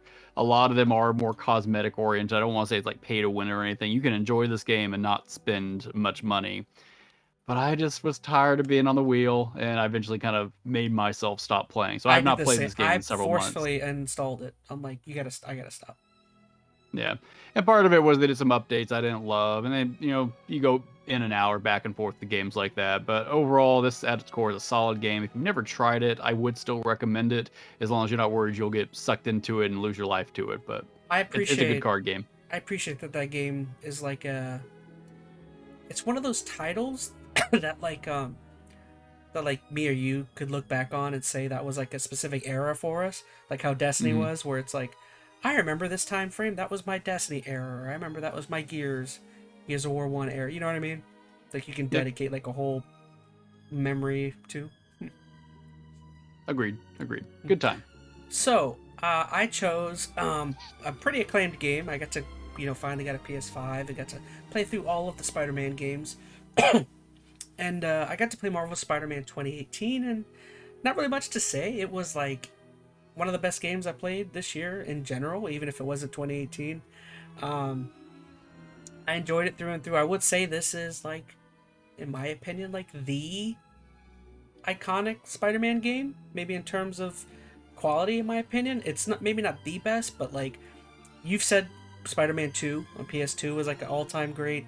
I love Spider-Man 1 on the PlayStation 1. I would put this right up there with those. I mean, I guess you would say technically this should be the best in terms of like it's just a modern, it's just a more modern, probably flushed out game. I mean, I would say in terms of nostalgia, Spider-Man 1 is my Spider-Man game, but this was fun. Traveling around the city, I definitely got my like Batman Arkham feel from it, you know, kind of gliding everywhere. It's fun. You feel like Spider-Man. You are Spider-Man. So, gamer, Chained Echoes. You mentioned this game earlier. Yeah, this one's a fun little fun RPG. It's hard too. I remember dying within like the first like I don't know 30 minutes of the game, like a few times. The mechanics are way different from what I remember. They were actually pretty difficult. I can't remember 100% what they were. I have to go back and play it. But it had like little pieces. It wasn't. It's not like the way Sea of Stars looks like at all. It plays completely different from this game, but it did have a couple of pieces that were kind of similar to like that whole like I guess people are trying to come back to the old school Chrono Trigger type of Yeah. game, but this Got a one, similar aesthetic for sure. yeah, it has like a lot of the looks to it and everything. So I think there's another one you can get on the Game Pass, so you can check it out whenever you get a moment. I've got to get off this Marvel Snap B-roll. It's making me want to install it. I need to stop watching this. Do it. No, Do it. no more. All right, so with near 60% of the votes, I pulled out this one, Marvel Spider-Man 2018. Again, not entirely surprised. This was amongst the Game of the Year contenders for the year it came out, so it already was like a widely popular game. This game, I guess you could say, started the whole Insomniac people feeling like they're getting kind of grifted by the award shows because they still haven't won like I don't think Spider-Man 2 won a single award at the Game Awards, which is a lot of people felt kind of bummed out about. Yeah, it's hard though. I mean, there are a lot of standout games this year. Baldur's Gate, I noticed in particular, was something kind of stood head and shoulders above a lot of others. And honestly, I think if any of us probably would have spent a little more time with Baldur's Gate, we probably would have seen that show up more in our list as well. Granted, I guess Chaz, you had lesser feelings on that game in particular, but no, I hear what you're saying. I think Spider-Man 2 was a solid game, though. I guess we'll get to that conversation in a few minutes. But first one was great. Yeah. Okay, so moving on to we're almost at the end. Shoot, I'm happy about that. All right, so we got this is an awesome one. I love this one. But our So Close Now award, just most anticipated game of the upcoming year, which we definitely will be getting more into with our high score Olympics that we'll be doing sometime next week, right? Next Tuesday, I believe. So this one's fun. So we have Final Fantasy VII Rebirth. That's Gamer's pick. Phoenix chose Hades 2, and I went with Senua Saga Hellblade 2. So, Gamer, you want to talk about Rebirth again? I don't have really much to say except for it's about to come out now. Like it's coming out soon, and it's sad because A little it over could a have month. come out earlier. It could have come out a little earlier so that I could get my score a little bit higher. Yeah. Well, you Yeah, still so won, didn't you? You still beat us all. I know, but that zero would just fat in my face. I didn't like it. No, I know.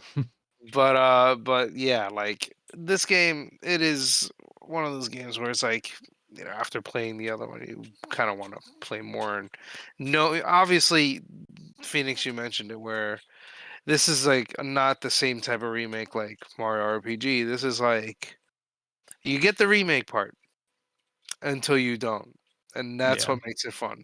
That's what makes it even more interesting. Where they even went around and changed how the battle system works. It's freaking awesome. So I am personally looking forward to it. It just sucks that they didn't come out last year. I just can't wait to I make will those. say. Go ahead, Chaz. I was gonna say I just can't wait to make those stupid chocobos get down and dirty. Oh Make man, my that's gonna chocobo be babies. great. Yeah, I will say this is my favorite way when they do any kind of remake, whatever. Like, I like one-to-one to a certain extent, but I don't need a one-to-one remake. Like that's what the original game is for. Like I like having something that scratches that nostalgia itch, which this game definitely does, but then just like completely shifts things too at the same time. So it adds to, what you used to know about the game, which I think is great. So I'm with you. I'm very excited to see how this game kind of continues forward. Golden saucer, man. That's what's You up get right that there. chocobo breeding, and then what Knights of the Round and Oh all my that stuff. god. Back in the day, that was my crack, man. No joke. I am curious how far it's gonna go, and that could I be a don't separate know. conversation. Like, I don't know if they've said specifically. I know the moment people are waiting for, but I don't know if it's gonna go much past that moment. We'll see. Do we get to the village? I feel like that's pretty far in the I game, think we'll right? definitely. What are you talking about, like Cloud's hometown? What, Nibelheim? I think we'll definitely see that. I mean, I think That's we're a major all. portion of the story. It You is. That's gotta why I go there. mean, like, okay. I think we'll definitely get to that. I think we will see the saucer. I mean, because we got what Kate Sith and all there. We'll probably get the big Aerith moment and see where that goes. I don't know. We'll see. It's going to be a good time. I'm looking forward to What's it. the big Aerith Good. moment? I don't know. Oh my Oh god. no. Let's move on, Chaz. Hades 2. I'll tell you, a few games I think I love as a game, and like a gameplay, just like mechanic more, or just should say just the standard gameplay more than Hades. Like, the only other game that's gotten close to scratching a similar itch for me was like Returnal. I know they're similar games, They're but so good. Those two games man, are amazing. yeah, they just have this wonderful gameplay loop. And then you couple that with incredible art design and story and voice performances. Like the first game was just impeccable. I don't feel like there needs to be a sequel. Like I could play the first Hades forever and feel just fine about it, but I'm not going to say no to more of it. I mean, this looks Hades cool. Hades is just like the perfect. Your bunghole is puckered the entire time, bouncing around that game. You're just like frantically 24/7, like, please don't hit me, please don't hit me, please don't hit me. Like, hmm it's just perfect. I don't know. It feels so good to play. So, if Hades 2 is even half of how good the first one is, which I'm sure it's going to be as good, if not better. I mean, I'm very much looking forward to this one. hmm So, Phoenix took my choice. So I chose. I haven't played the first Senua Saga. I definitely will before this one comes out. But I chose this one mainly because of what like what this means for Xbox in general. This is such an interesting title because after Starfield, this is supposed to be Xbox's big first party like system seller. And this game has been delayed enough to the point where I'm hoping that is because of polish and they're just like, we have to get this game right. And as far as like everything we've seen from gameplay, especially from the Game Awards, the cinematics versus the gameplay is darn near hard to distinguish one from another, which could be good or could be bad. It's like, what are they hiding? Or it could just be they're both flow so well together that it's awesome. I don't know. But yeah, I don't know. I don't have anything else to say. I'm very interested Yeah. to see what this does for Xbox because this is maybe their biggest game coming from up next year. I don't know what else other than like Fable. Although Fable is not coming. I don't even know if that's coming out next year either. So No idea. no. All right, so this is our final tie Oh, Oh boy. between Hades and Final Fantasy. Oh boy. so Chaz has to decide. Oh no. Mm-hmm. Oh great. All right, Metal. Well, do Oh your boy. plea for Final Fantasy. I guess so. Have you played the first one? Or the original? Final Fantasy 7? Yeah. Yeah, of Oh course. yeah, you have. Yeah. Mhm. So you know what to expect with this one. So, Although, do obviously you know what to expect with this one? I don't. And that's the best part That's what's about so it. cool about it. Yeah. That's the best part. Like I don't want to expect the same thing. Playing the I got a I guess integrate. You don't get what you get the story portion, but you get more. You get more meat and potatoes to go along with your story. Meat and So potatoes. this is gonna be more meat and potatoes and a little bit of like extra steak on the side. Mm, It's gonna be pretty awesome. No I like So veggies. potatoes. No veggies. Leave out the veggies. Ooh. No, Senua's Saga is the veggies. No, I'm just kidding. That's my Um, argument. I don't know what there else there is to say about Hades, Chaz. You know exactly why I'm hyped for this game. Man, you got a tough decision though. I'll be completely honest. I They're could both pick good. either one of these games. Like They are. those two are both my top games for next year. So whichever one you go with, I'm satisfied. And we know high score Olympics. We look right here. These are probably some of the first games that are going to be going. That's funny. They were both zeros on the high score Olympics. Thought they were coming sooner. I think I Oh, chose Hades 2. Sorry, gamer. I'm It's going to okay. go with Hades I already 2. know. Of course you are. I love the first one. And then not saying I don't love Final Fantasy 7. I think because of the aspect of possibly knowing what we could be getting with Final Fantasy 7, kind of, I don't know, like with Hades 2, if it's completely something different, and I don't know. Or so you I'm think. It could be the exact same game as the last one, just more of it, I kind of want more. which is what you want. I want more of it, but I want like added world lore and story. I don't know. It would have been really hard for Phoenix not to be able to win me over on that one. I didn't have to try. You didn't have to try for either one of them. Fair. Oh, what a Hades 2. failure. Yeah. Broke that one too? Oh no. Yeah, it's all broken. I don't know. Look at that. You broke it all. I had it. It's right here. You're broken. Hades 2. All right. All right, our final topic. This is all other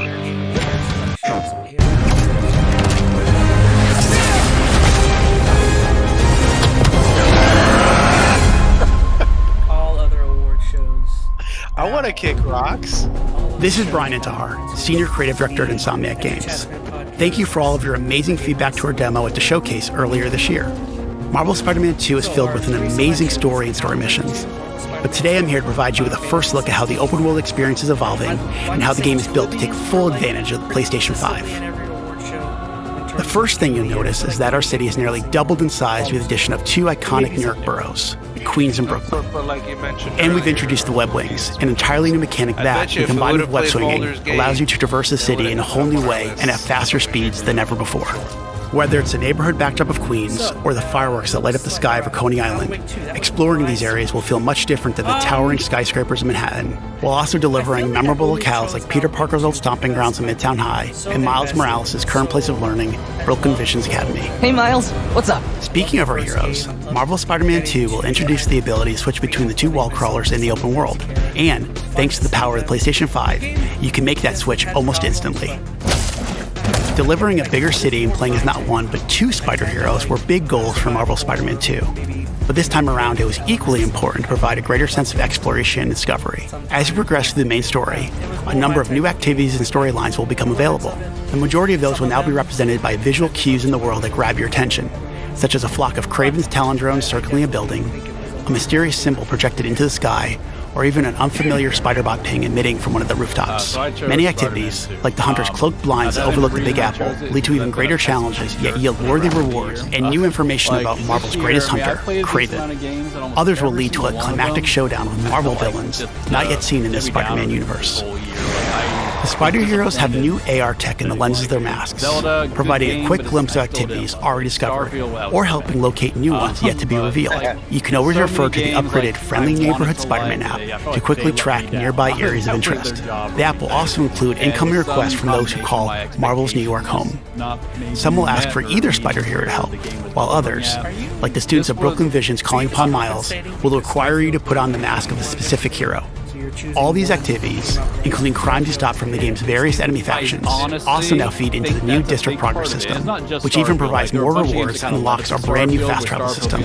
As you can see here, the PlayStation 5 and its SSD means you can move across the city with very little downtime. Finally, the more city you explore and the more activities you complete, the more ways you'll be able to customize your spider hero. This includes mastering additional combat abilities and traversal skills, acquiring and improving gadgets, upgrading to the new suit tech system, and of course, unlocking additional spider suits. And we're talking lots and lots of suits.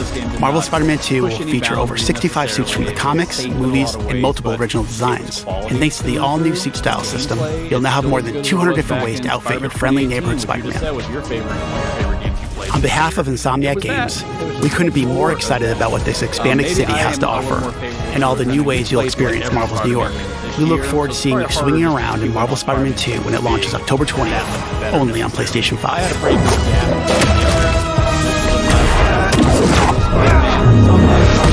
It felt good. I thought story was good, gameplay was good. I started criticizing it, so I'm not going to. That's why I fixed it.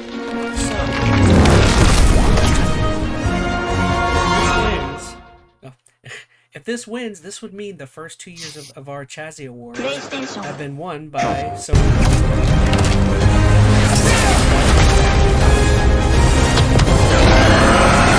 Be interesting. Yeah.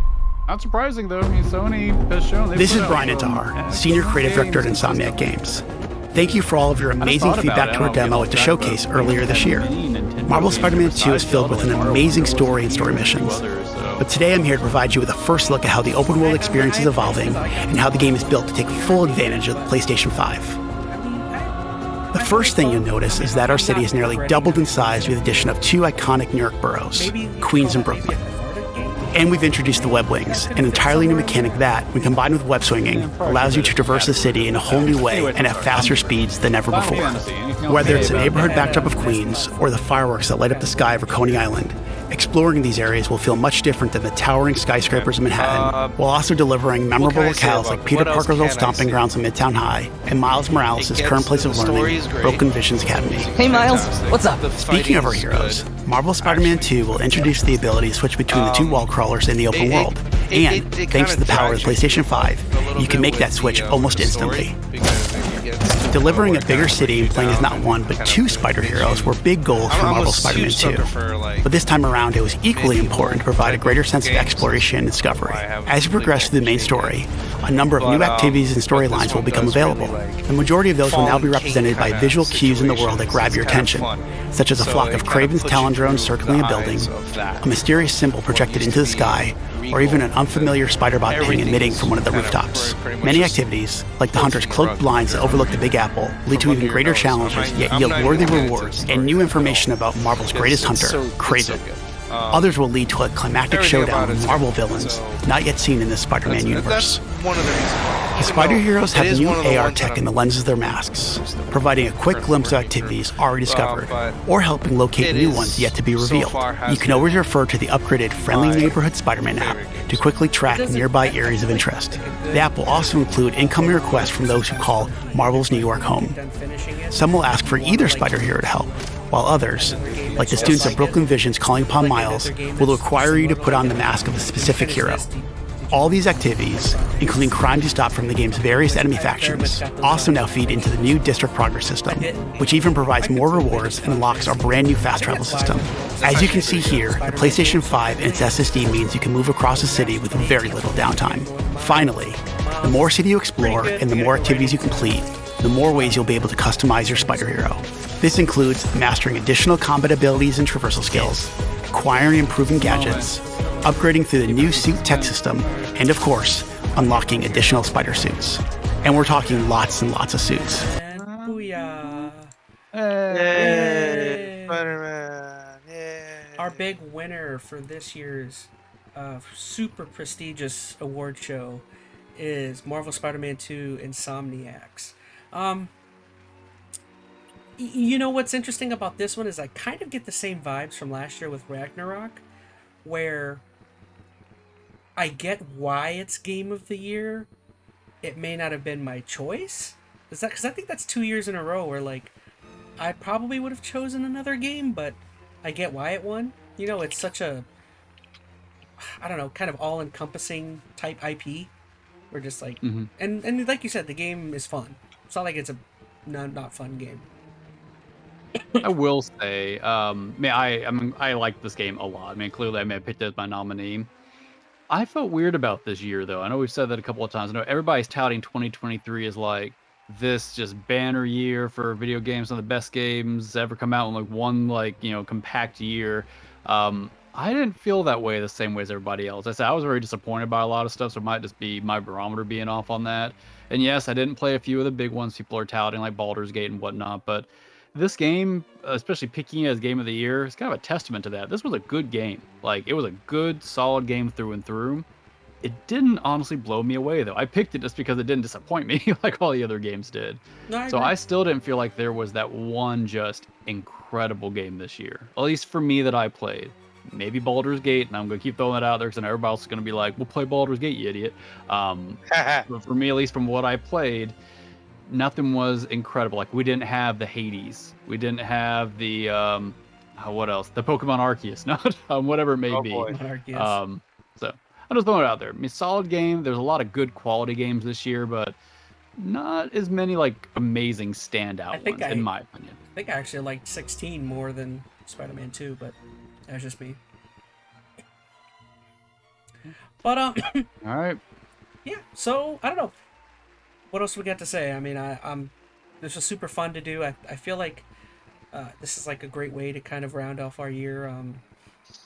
No, we appreciate everyone who was able to follow us at all. Yes, you two people out there, we love you. We appreciate you. Yeah.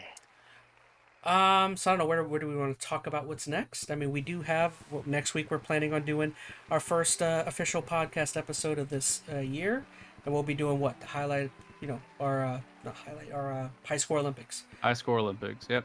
Which honestly for me that was one of the most fun things I think we did last year. We'll have to, everyone have to study up and get ready for that. Yeah, I think this year honestly is going to be, at least for me personally, a little more interesting for some. There's some big games coming out this year that I am actively hyping, and I don't usually do that, but like the Hades, the Final Fantasy VII, like there's some good stuff that's coming out this year, so I'm looking forward to it. Suicide Squad is finally going to make it. Oh boy! Oh, you got to choose that again. You have to choose it again. Oh no, I don't. No, I don't. But either way, I think it'll be fun. It's gonna be a cool year. Lots of cool stuff. I'll try to watch a few more TV shows and movies, but good time. There's been a lot of good stuff this year, but definitely some through lines. Final Fantasy 16 was up here a lot, so it's definitely rekindled my interest and want to finally give it a shot. I know I kind of poo-pooed it earlier in the year, but yeah, I think you sold me on it. Yeah, just I mean, I would say if you're gonna play that, be expecting to lose 40 hours, probably 35. Oh, that's better 40. than losing 150 or more playing Baldur's Gate, which is what I currently have installed, tempting me on my machine. So, maybe I'll sidetrack. I would say both of those. I'm very interested to see what you might think. Either one you start with, I'm very interested to see what your likings are. Have you ever played anything like Baldur's Gate? Like, yeah, do you I like played some CRPGs, XCOM or anything like that? Hmm? Yeah, Oh, okay. I mean, doesn't look like it's quite XCOM. I mean, it seems like a more classic RPG, but either way, I'm looking forward to it. Okay. All right, guys. Well, that was our CHAZZIE Awards for 2023. I'm looking forward very much to 2024. I feel like this is going to be a real fun year. Agreed. So, anything you guys want to plug, throw in there before we head on out? Not right now. Nope. All right, everybody. Well, thank you so much for watching. We love you. Well, we look forward to seeing you on the next Tuesday. So, thank you so much. Bye, everybody.